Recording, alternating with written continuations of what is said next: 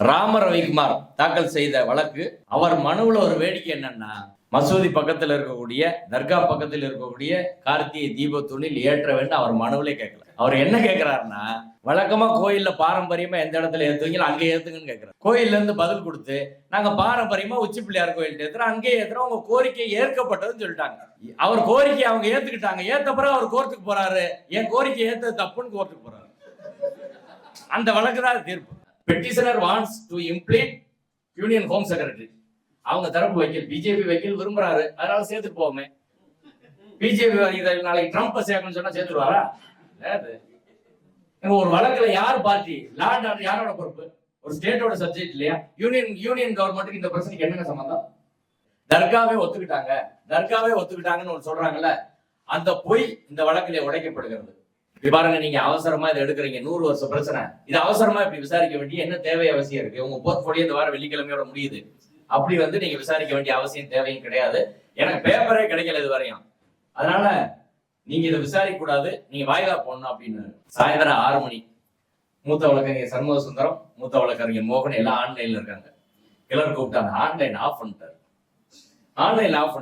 அவர் மோகன் என்னைய இரிட்டேட் பண்ணிட்டாரு, அதனால எனக்கு ரொம்ப இதாயிடுச்சு, அதனால ஆஃப் பண்ணு. நான் காலையில இருந்து உட்காந்து இருக்கேன்ல, எனக்கு சுகர் இருக்கு, பிபி இருக்கு, எல்லா பிரச்சனையும் இருக்கு, அதனால இரிட்டேட் பண்ணா என்னால ரொம்ப பிரச்சனையாயிரும்.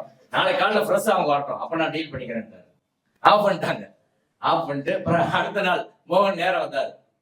வந்து, உங்களுக்கு அநேகமா நீ இப்ப சுகர் லெவல் கரெக்டா இருக்குன்னு நினைக்கிறேன் அப்படின்னு.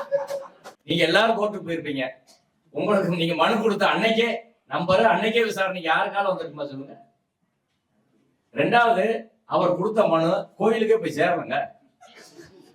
கோயிலுக்கு போய் சேர்றதுக்கு முன்னாடி போஸ்ட் ஆபீஸ்ல இருந்து டெலிவரி ஆகிறதுக்கு முன்னாடி போட்டாங்க. 10 மணிக்கு ஹைகோர்ட் போஸ்ட் ஆபீஸ்ல அனுப்புவாங்க. அனுப்பிட்டு 10:30 மணி கோர்ட்ல உள்ள போட்டு ஜட்ஜிட்ட மென்ஷன் பண்ணி நீங்க நம்பர் பண்ண சொல்லுங்க அப்படின்னா இமிடியேட்டா நம்பர். இது மாதிரி விஷயம்ல உடனே நம்பரை அன்றைக்கே லிஸ்ட் ஆகி வந்துடும். யாருக்காவது இது நடக்குமா?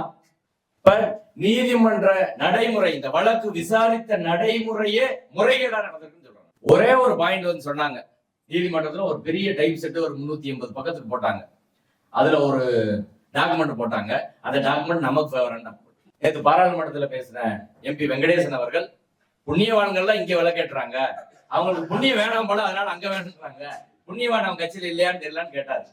அவங்க அன்னைக்கு ஒண்ட வந்த பிடாரி, ஊர் பிடாரி எல்லாம் பேசினாங்க. இதுல வரலாற்றுல யார் முன்னாடி வந்தா யார் பின்னாடி வந்தா அப்படின்னு வரலாற்றை தோண்டிட்டே போனோன்னு வைங்க, பல பேரை பேச வேண்டிய இருக்கும். அது நல்லா இருக்காது. 2வது, கமலா ஹாரிஸ் எல்லாம் நம்மவான்னு எல்லாம் அங்க போய் இருக்கிறதெல்லாம் பேசுறாங்க, அதெல்லாம் பெருமையா தானே பேசுறாங்க. இப்போ மைக்ரேஷன் என்பது வரலாற்று விதி. மைக்ரேஷன் இல்லைன்னா வரலாறே கிடையாது, வளர்ச்சியும் கிடையாது. மைக்ரேஷனுக்கு எதிராக எப்படிங்க பேச முடியும்? அதனால இஸ்லாமியர்கள் எங்க இருந்தோ வரல, இந்த நாட்டின் பூர்வ குடிகள், அவங்கள ஜாதியில ஒதுக்கி கோயிலுக்குள்ள விடாதனாலதாங்க அப்படி போனாங்க அப்படின்னு சொன்னேன். இப்ப இந்த வழக்குல எப்படி டீல் பண்றாங்கன்னா, RSS கத்துக்கொள்ள வேண்டியதாதான். இப்ப இந்த வழக்குல நம்மளோட பிரச்சனை பண்ணா நான் என்ன சொல்லுவேன்? சரி, என் வழக்க கேட்க ஒரு பண்ண வேற ஜட்ஜிட்டு போடுங்க, தீர்ப்பு சொல்ற வரை எந்த பிரச்சனையும் வந்துடக்கூடாது, அவ்வளவுதான். இங்கதான் RSS நம்ம கத்துக்கணும்னு சொல்றாங்க. லார்ட்ஷிப், நாங்களும் உங்களோட கோயிலுக்கு வரோம் அப்படின்னு அவர் சொல்றாரு. யார் வர வேணாம், நான் மட்டும் தனியா போறேன். கவர்மெண்ட் ஜேம்ஸ் நீங்க ரெடி பண்ணுங்க, பாதுகாப்பு எனக்கு ஏற்பாடு பண்ணுங்க, நான் வந்துடுறேன், யாரும் வரக்கூடாது. நீதிமன்றத்தில் யாரும் வரக்கூடாது என்று சொல்லிவிட்டு, ஆனா தீர்ப்புல நான் ஓபன் கால் பண்ண யாரும் வரலன்னு எழுதுறாரு. இது முழுக்க சிசிடிவில பதிவாயிருக்கு. நீதிமன்றம் சிசிடிவில பதிவாயிருக்கு. ஆன்லைன்ல அன்னைக்கு பார்த்து அத்தனை பேரும் பார்த்திருக்கிறாங்க. ஆனால் அப்பட்டமாக ஒரு தீர்ப்பில் பொய் எழுத முடியுமான்னு எனக்கு தெரியல. ஆடுகோழி வெட்டுவது எங்க பழக்கம் தர்கா சொல்கிற போது, தர்கா சிவில் கோர்ட்டுக்கு போனோம்னா ராம ரவிக்குமார் எங்க போகணும்னு கேட்டாங்க. இந்த பிரச்சனையில RSS, பிஜேபி, சங் பரிவார அமைப்புகள், அண்ணாமலை எல்லாரும் சொல்றது என்னன்னா, ஏன் தர்கா ஒண்ணு பேசாம இருக்காங்க, முஸ்லீம்கள் பேசாம இருக்காங்க, மத்தவங்க எதுக்கு பேசுறீங்க? நாங்கெல்லாம் பேசுவோம். தர்காவுக்கு என்ன இதுல பிரச்சனை? இங்க பிரச்சனையே கோயில் நடைமுறை வெர்சஸ் சங் பரிவார அமைப்பு பிரச்சனை அங்கதான். இதே நீதிபதி GRS அவர்கள் ஓபன் கோர்ட்ல ராஜா பட்டர் ஒண்ணு சொல்லிட்டாருன்னா அதான் ஃபைனல், அதை யாரும் மீற முடியாது சொல்லி நான் இதுல சொன்னேன். இதுல ராஜா பட்டர் ஒரு இன்டர்வியூ கொடுத்திருக்கிறாரு BBC தமிழுக்கு. அதுல என்ன சொல்லியிருக்காருன்னா, கருவறைக்கு நேர் மேலே இருக்கக்கூடிய தீபத்தூண்ல ஒரே இடத்துலதான் ஏத்த முடியும், எல்லா கோயிலும் ஒரு இடத்துலதான் தீபம் ஏத்துறாங்க, 2 இடத்துல ஏத்துற வழக்கம் கிடையாது, அதுக்கு மாறா செய்ய முடியாது அப்படின்னு ராஜா பட்டர் சொல்லியிருக்காருங்க. ராஜா பட்டர் சொல்லியிருக்காரு. ராஜா பட்டர் சொன்னதை ராம ரவிக்குமார் மீற முடியுமா? ராஜா பட்டர் சொல்றது சரியா, ராம ரவிக்குமார் சொல்றத நீங்களே முடிவு பண்ணுங்கன்னு சிரிக்கிறார். அந்த 4 முனிவர் பரம்பரைன்றாங்க. நாங்க கௌதம முனிவர் பரம்பரை. கௌதம முனிவர் பரம்பரையில கடைசியா நாங்க இருக்கிறோம். நாங்க அதனால நாங்களும் பூஜை செய்யலாம் அப்படின்னு சொல்றோம். How do you say that? Are they Brahmins? அவங்க பிராமணான்னு கேட்டார். பிராமணன் இல்ல. Then how do you say that? அவங்க எப்படி சொல்றாங்களோ அப்படிதான். அவங்க பரம்பரையா அவங்க அப்பா அம்மா எல்லாம் தாத்தா எல்லாம் மூதாதையர் சொல்லி இருக்கிறாங்க. எங்களுக்கு அப்படிதான் சொல்லி இருக்கிறாங்க. அவங்க எவிடன்ஸ் கொடுத்தா நாங்களும் எவிடன்ஸ் கொடுக்குறோம். அவர் பயங்கர கோபம் தாங்க முடியல. Are you going to withdraw or not? I will not withdraw. Then you will face the consequences. Yes, I am ready to face the consequences. 12:15 அவர் கோர்ட்ல போய் ராம ரவிக்குமார் வழக்கறிஞர் மென்ஷன் பண்றாரு. மத்தவங்களுக்கு யாருக்கும் தெரியாது. மென்ஷன் பண்ணி கண்டெம்ப்ட் பண்ணிட்டாங்க அவங்க. அப்படியா? உடனே கேஸ நம்பர் பண்ணி போடுங்க அப்படின்னு போட்டு 5 மணிக்கு விசாரணைக்கு எடுக்கிறாரு. அரசு தரப்புல இருந்து வர சொல்லி சொல்றாரு. அரசு தரப்பு ஏஐசி ரவீந்திரன் சொல்றாரு, எங்க அந்த நேரமே என்ன வரல, 6 மணி தானே டைம், அதுக்கு முன்னாடியே கண்டெம்ப்ட் ஃபைல் பண்ண முடியுமா? நாங்க கண்டெம்ப்ட் கமிட் பண்ணிட்டோன்னு எப்படி முடிவு பாருங்க அப்படின்னு கேக்குறாரு. ஓ அப்படியோ, சரி ஆரஞ்சுக்கு போடுறேன். அதுக்கு முன்னாடி பிஜேபிக்காரன் அங்க 200-300 ரூபாய் திரண்டு அங்க பெரிய சண்டை உருவாக்கி போலீஸ் அடிச்சு மண்டை உடைச்சிட்டான். அப்ப அங்க கலவரம் வந்ததுனால 144 போட்டாங்க. யூனியன் ஹோம் செக்ரட்டரி சேர்த்தது எப்பன்னா இம்பீச்மெண்ட் மூவ் ஆனோன்னு சேர்க்கிறாரு. இப்ப பாராளுமன்றத்துல எனக்கு எதிராக நீ இம்பீச்மெண்ட் கொண்டு வரையா, ஓகே நான் பாத்துக்கிறேன். இந்த மாநிலத்துல சட்டம் ஒழுங்கு சரி கிடையாது, கான்ஸ்டியூஷன் மெஷினரி செயல் எழுந்துருச்சுன்னு நான் சொல்ல போறேன். அதுக்கு சென்ட்ரல் கவர்மெண்ட்ல இருந்து ரிப்போர்ட்டை வாங்குவேன், ரிப்போர்ட்டை வாங்கி உங்களுக்கு நெருக்கடி பண்ணுவேன். இப்படி செய்ய முடியுமா? இடி அப்படி வேலை செய்யுது, சிபிஐ அப்படி வேலை செய்யுது, எலெக்ஷன் கமிஷன் அப்படி வேலை செய்யுது, கோர்ட் அப்படி வேலை செய்யுது. நான் சொல்லல, நீதிபதி ஹரிபர்தாம் காலில் சொன்னாரு, நம்ம சொல்லக்கூடாது. நீதிபதிக்குள்ள சொல்லிக்கலாம், அவர் மேல வேணா கண்டெம்ப்ட் எடுக்கட்டும். திருப்பரங்குன்ற விஷயத்துல எடப்பாடி அவர்கள் தீர்மானம் திமுக அரசின் செயலை கண்டிக்கிறோன்னு. எனக்கு தெரிஞ்ச உலகத்துல அவங்க கட்சி தலைவரை கண்டிச்சாலும் பரவாயில்லை, தன்னையே கண்டிச்சுக்கிற ஒரு ஆள் எடப்பாடி தான். எப்படின்னா 2014 தீர்ப்பு வரும்போது அம்மையார் ஜெயலலிதா தான் போலீஸ் மினிஸ்டர். அவங்க எடுத்த முடிவு தான் உச்சி பிள்ளையார் கோயில் தான் நாங்கள் ஏற்றுவோம், வேற இடத்துல மாற்ற மாட்டோம் அப்படின்னு அவங்க தான் சொல்லியிருக்காங்க. அவங்க தான் இன்னைக்கு போலீஸ் மினிஸ்டர். சந்தேகம் இருக்கா? போலீஸ் டிபார்ட்மெண்ட் அவங்ககிட்ட தானே இருந்துச்சு. அப்போ அம்மாவை கண்டிச்சு இன்னைக்கு ஒரு தீர்மானம். அடுத்த 2017 அப்பீல் வரும்போது அன்னைக்கு போலீஸ் டிபார்ட்மெண்ட் எடப்பாடிட்டு இருந்துச்சு. தன்னையே கண்டிச்சு ஒரு தீர்மானம் உலகத்துல இந்த கட்சியை தவிர வேற யாரும் போட மாட்டாங்க. இப்ப இந்த திட்டம் என்பது போற போகல் நடந்த திட்டம் கிடையாது. போன February 4 ஹெச்ராஜா பேசினார், அயோத்தியா மாத்துவோம் நீதிமன்றத்தில் சொல்லிட்டு. அதனை தொடர்ந்து முருக பக்தர்கள் மாநாடு, அதுலயும் கார்த்திகை தீபம் ஏற்றுவோன்னு தீர்மானம் போட்டாங்க. அடுத்து ஆடு ஒளி வெட்டக்கூடாது, அடுத்து சிக்கந்தர் மலைன்னு கூப்பிடக்கூடாது.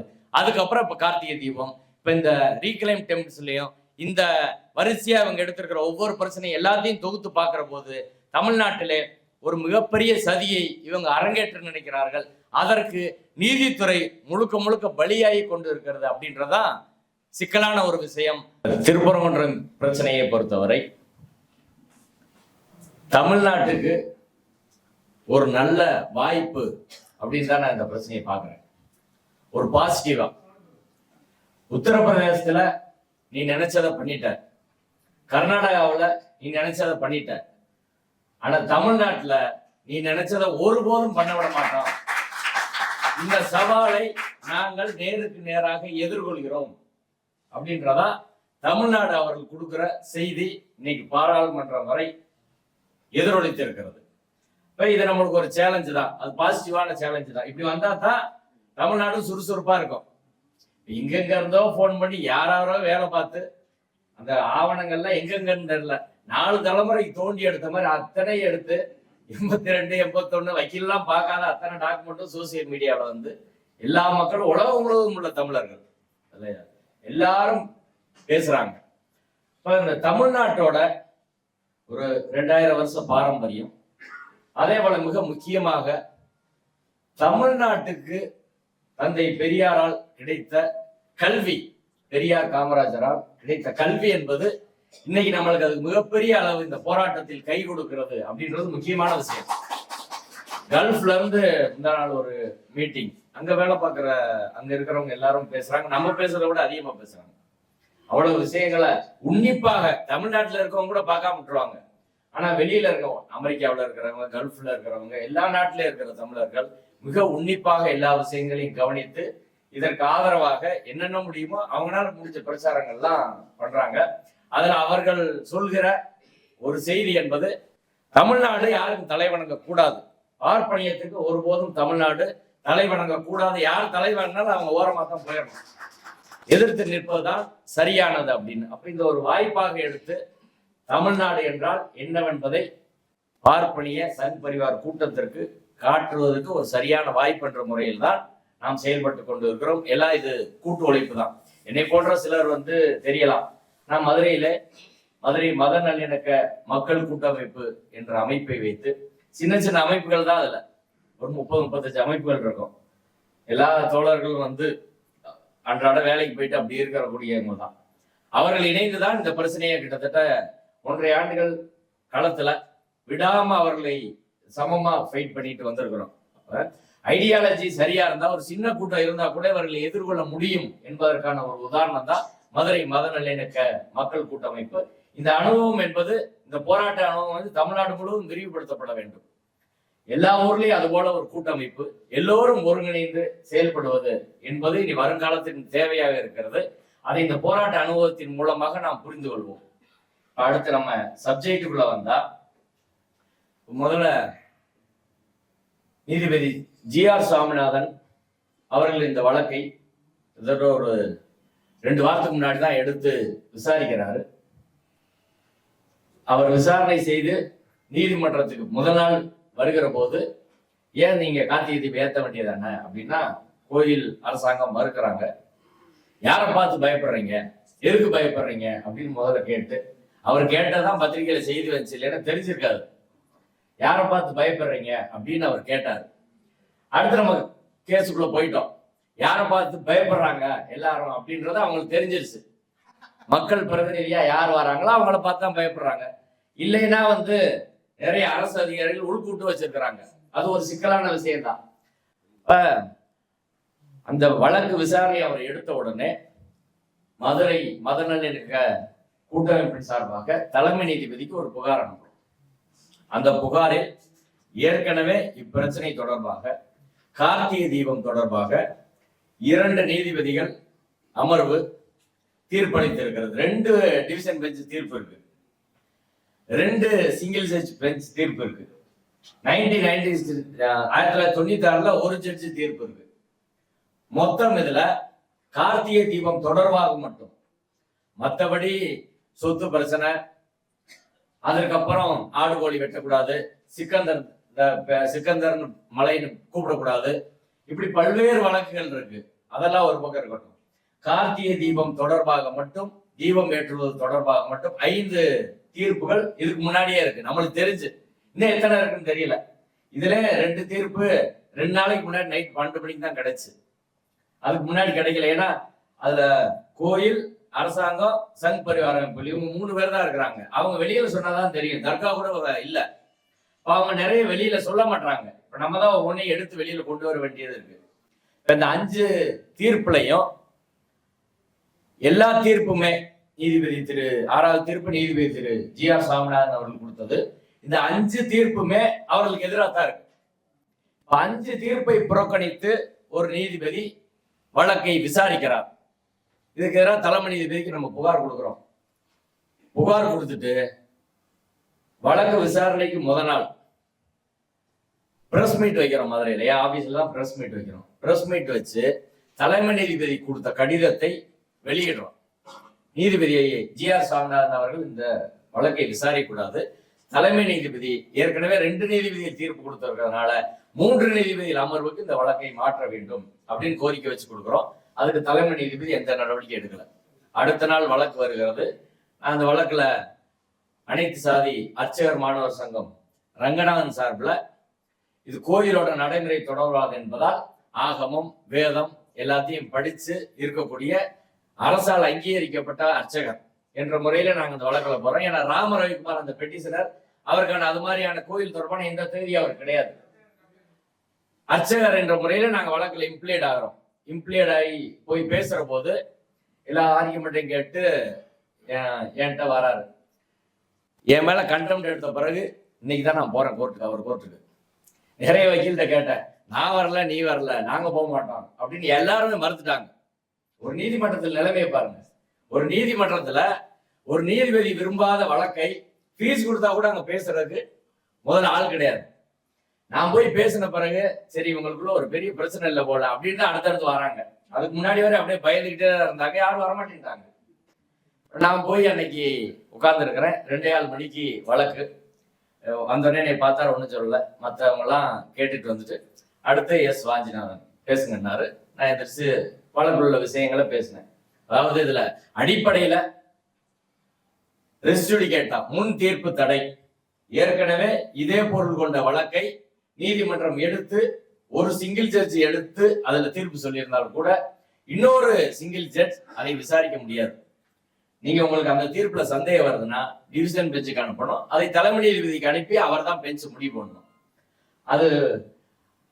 அதை சட்ட மொழியில் சொன்னால் கன்ஸ்ட்ரக்டிவ் ரெஸ்டியூடிகேட்டா என்று சொல்வார்கள். கன்ஸ்ட்ரக்டிவ் ரெஸ்டியூடிகேட்டா அப்படின்னா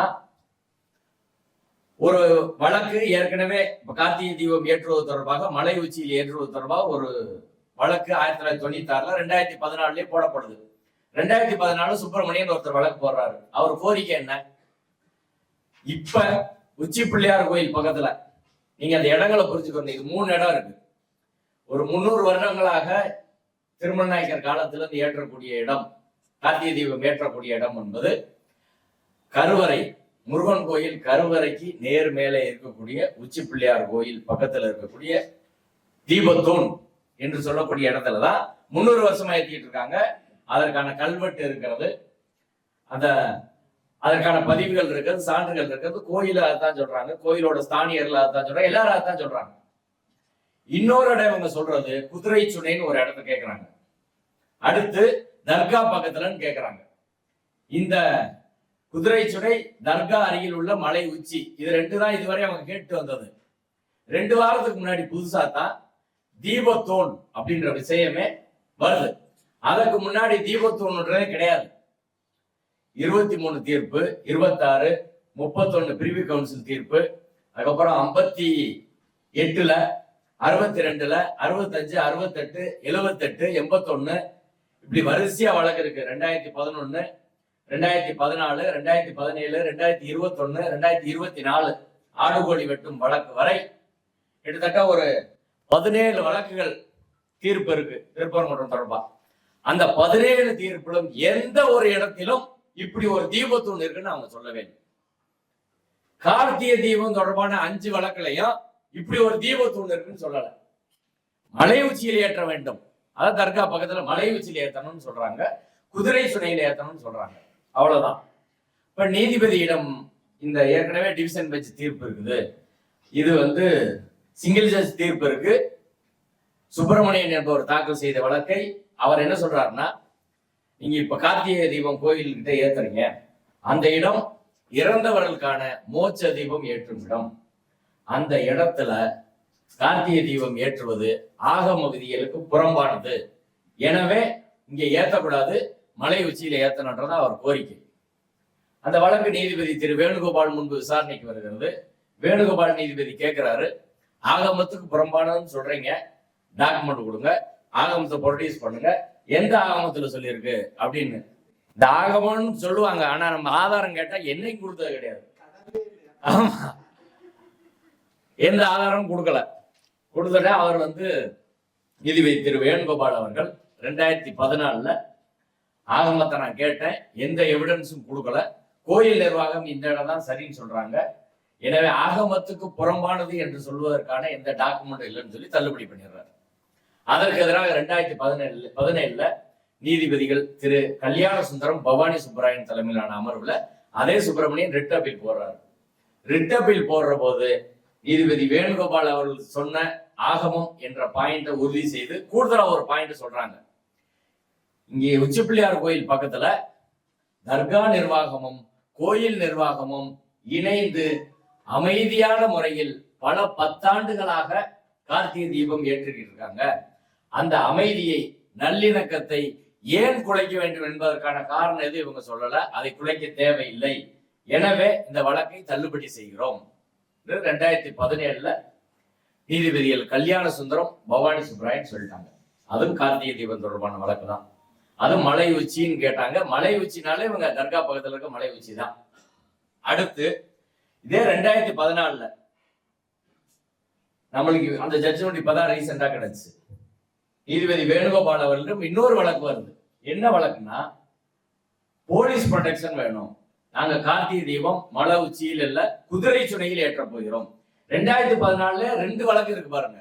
ஒண்ணு மலை உச்சி சொல்றாங்க, மலை உச்சி தர்கா பக்கத்துல. இன்னொரு வழக்கு குதிரை சுனை என்று இந்த தர்காவில இருந்து 300 மீட்டர் தாண்டி ஒரு இடம் இருக்கு, அந்த குதிரை சுனையில் எங்களுக்கு கார்த்திகை தீபம் ஏற்றுவதற்கு காவல்துறை பாதுகாப்பு தர வேண்டும் என்று காவல்துறைக்கு ஒரு பெட்டிஷன் கொடுக்குறாங்க. கொடுத்தது யாருன்னா, அகில பாரத ஹிந்து மகாசபா, திருநெல்வேலியில் இருக்கக்கூடிய அகில பாரத ஹிந்து மகாசபாவின் துணைத் தலைவர் கணேசன் என்பவர் அந்த வழக்கை தொடுக்கிறார். அந்த வழக்கு நம்பர் ரிட் பெட்டிஷன் நம்பர் 19-371/2014, 4/12/2014 நீதிபதி திரு வேணுகோபால் அவர்கள் தீர்ப்பு சொல்கிறார். அந்த தீர்ப்புல ரொம்ப முக்கியம் என்னன்னா,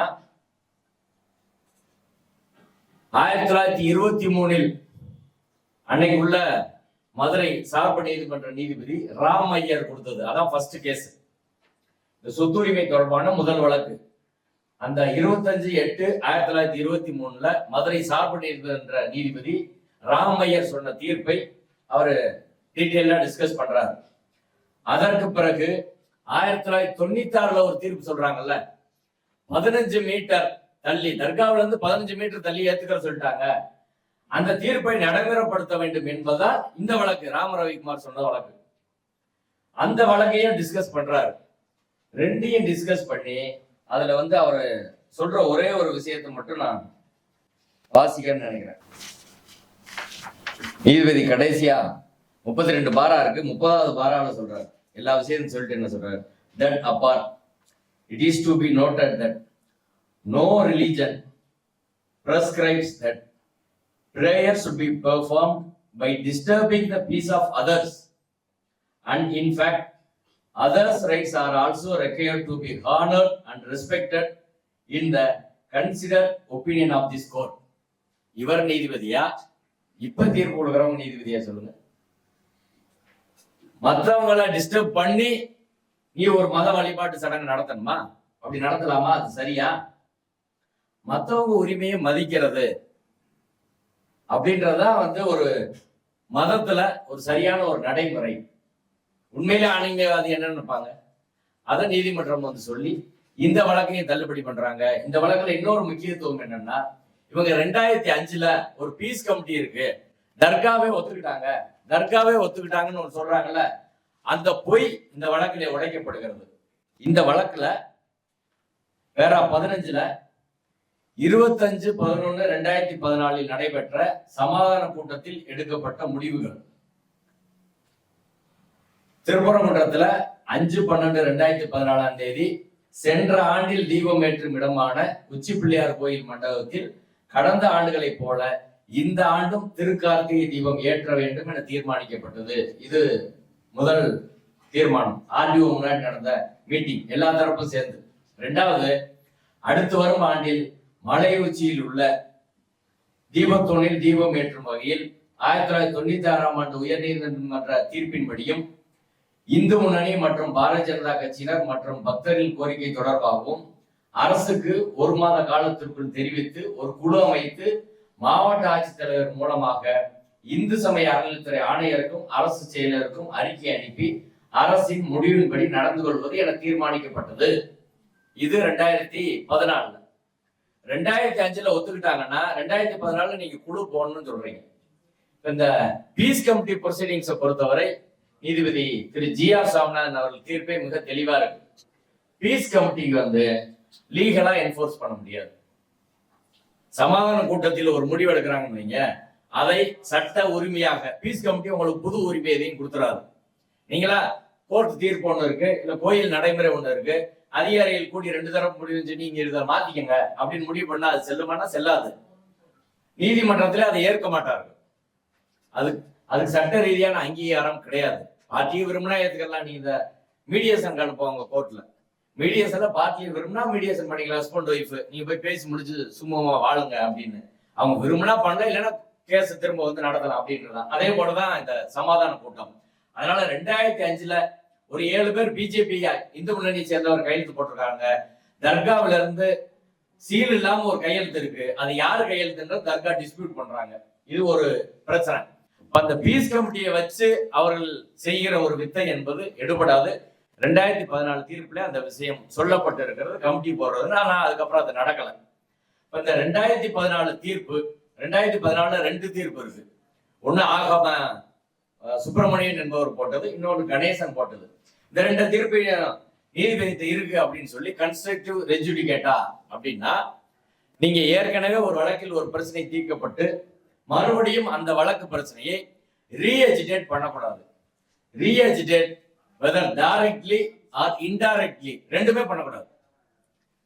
ஒரு வழக்குல ரெஜுடிகேட்டனா முன் தீர்ப்பு தடை, ஏற்கனவே அந்த வழக்கு விசாரிக்கப்பட்டு தீர்மானிக்கப்பட்டு விட்டது. கன்ஸ்ட்ரக்டிவ் ரெஜுடிகேட்டனா என்னன்னா, அதுக்கு நீதிபதி ஜி.ஆர். சாமிநாதன் வேற ஒரு கேஸ்ல சொல்லியிருக்காரு. நீங்க ஒரு வழக்கு தாக்கல் செய்கிற போது எல்லா கிரவுண்டையும் எடுக்கணும். ஒவ்வொரு வருஷம் ஒரு கிரவுண்ட் எடுக்க முடியாது. அப்பயே நீங்க இந்த தீபத்தூன்னு சொல்லியிருக்கணும், இந்த இடம் சொல்லியிருக்கணும், அப்படி என்னென்ன கிரவுண்ட் இருக்கோ எல்லாத்தையும் எடுக்கணும். உதாரணத்துக்கு எடுத்துக்கிட்டா, பாபர் மசூதி தீர்ப்பு இருக்கு, சுப்ரீம் கோர்ட் வரை நீங்க முடிஞ்சு போச்சு. இப்ப இஸ்லாமியர்கள் தரப்புல நாங்க 2-3 கிரவுண்ட மறந்துட்டோம், அந்த இடம் மாத்தி போட்டோம், சர்வே நம்பரை மாத்தி போட்டோம், அதனால புதுசா இங்க ஒரு கேஸ் போடுறோம் அப்படின்னு தொடங்கி நான் 1ல இருந்து தொடங்கி வர முடியுமா சொல்லுங்க? நீதிமன்றம் ஏற்றுக்கிறோமா? காஷ்மீர் பிரச்சனையில தீர்ப்பு சொல்லிருச்சு கோர்ட்டு. காஷ்மீர் பிரச்சனையில் நாங்க ரிட் ஃபைல் பண்ணும்போது சிலதை விட்டுட்டோம் அப்படின்னு சொல்லி ஒரு வழக்கு போட்டு அதை இன்னொரு நீதிபதி எடுத்து ஆமாமா அதுல சிலதை விட்டுட்டாங்க, அந்த தீர்ப்பு இந்த தீர்ப்பு அதுல கேட்காத சில கோரிக்கை இதுல இருக்கு, அதனால அந்த நீதிபதி தீர்ப்பு செல்லாது அப்படின்னு ஒரு நீதிபதி சொன்னா சுப்ரீம் கோர்ட் ஏத்துக்கிறோமா? அதுதானே ஜி.ஆர். சாமிநாதன் செஞ்சாரு. கன்ஸ்ட்ரக்டிவ் ரெஜுடிகேட்டா நீங்க இன்டைரக்டா கூட பண்ண முடியாது அப்படின்றதான். ரீஎஜிடேட் பண்ண முடியாது, இன்டைரக்டா பண்ண முடியாது. இப்பதான் நடந்திருக்கு. ரீஎஜிடேட் பண்ணியிருக்காங்க, இன்டைரக்டா பண்ணியிருக்காங்க. இதை நீதிபதியிடம் சொல்லிட்டு உச்ச நீதிமன்ற தீர்ப்புகள் 4-5 தீர்ப்புகளை நான் சொன்னேன். அதுக்குள்ள டீட்டெயிலா போக வேண்டியதில்லை, அதையெல்லாம் கொடுத்தோம். அடுத்து ஜுடிஷியல் டிசிப்ளின். 2 நீதிபதிகள், 2 பெஞ்ச் இருக்கு, டிவிஷன் பெஞ்ச் 2017. நீதிபதிகள் கல்யாண சுந்தரம், பவானி சுப்பராயன் தலைமையிலான அமர்வு. நீதிபதிகள் எம்.எம். சுந்தரேஷ், சதீஷ்குமார் தலைமையிலான அமர்வு. எம்.எம். சுந்தரேஷ் அவர்கள் இன்னைக்கு சுப்ரீம் கோர்ட் ஜட்ஜா இருக்கார், கொலிஜியத்துல இருக்காரு, மூத்த நீதிபதி உச்ச நீதிமன்றத்துல. அவர் 2017 தீர்ப்பு கொடுத்திருக்கிறாரு. அந்த தீர்ப்புலயும் 2 பேர் என்ன சொல்றாங்கன்னா, அதான் போலீஸ் ப்ரொடெக்ஷன் கேட்ட தீர்ப்பு. வேணுகோபால் அவர்கள் தீர்ப்பு வாசிச்சல, இதன் பேர்ல அப்பீல். அந்த அப்பீல்ல சுந்தரேஷ் பெஞ்ச்ல வருது. அவங்க என்ன சொல்றாங்கன்னா, கோயில் நிர்வாகம் எதனால் முடிவு பண்ணிக்கங்க, ஆனால் அப்படி முடிவு செய்கிற போது லா அண்ட் ஆர்டர், சமூக நல்லிணக்கம், மத நல்லிணக்கம் என்பதை மனதில் வைத்து நீங்கள் முடிவு பண்ணணும், வேற எதுவும் பண்ணக்கூடாது என்று இந்த தீர்ப்பை உறுதி செய்கிறார்கள். அதுக்கு அப்பீல் போல, கல்யாண சுந்தர பெஞ்சுக்கு அப்பீல் போல. அப்படின்னா என்ன?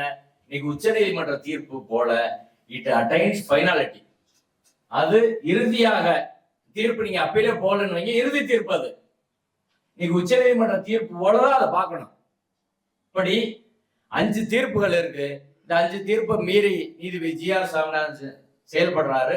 அவர்கிட்ட நான் இதே கொடுத்து ஜுடிஷியல் டிசிப்ளின் அப்படின்னு சொல்லி நான் சொன்னேன். சொல்லிட்டு ஒரு தீர்ப்பு மட்டும் வாதிச்சேன். அவர் சொன்னாரு, ஏன் அந்த கரூர் எச்சிலை சாப்பிட்ற கேஸ் இருக்குல்ல, அந்த ஜட்ஜ்மெண்ட்டை கொடுங்க, அதுல தானே நல்லா கிளாஸ் எடுத்திருக்காங்க, ஜுடிஷியல் டிசிப்ளினா என்ன அப்படின்னு என்கிட்ட கேட்டாரு. ஏன்னா அந்த வழக்கில் நான் தான் அப்பீல் போட்டு அவர் உத்தரவு சட்ட சரியாச்சு, அவர் தீர்ப்பு ரத்து செய்யப்பட்டது. நான் சொன்னேன், இல்ல டிவிஷன் பெஞ்ச் வேணாம், நான் சுப்ரீம் கோர்ட் ஜட்ஜ்மெண்ட்டே தரேன். ஒரு ஜட்ஜ்மெண்ட் படிச்சுட்டேன், மற்றதெல்லாம் படிச்சு உங்களுக்கு சங்கடத்தை உண்டாக்க வரும்போல நான் கையில கொடுத்துறேன், நீங்களே சேம்பர்ல படிச்சுக்கங்க அப்படின்னு ஒரு 3 தீர்ப்பை கையில கொடுத்துட்டு அதுக்கப்புறம் மற்ற பாயிண்ட்ஸ் எல்லாம் பேசுறோம். முக்கியமா என்ன சொல்றோம்னா 2 விஷயம். ஒண்ணு, டிஸ்பியூட்டர் கொஸ்டின் ஆஃப் ஃபேக்ட் அப்படின்றத ரிட்ல முடிவு பண்ண முடியாது.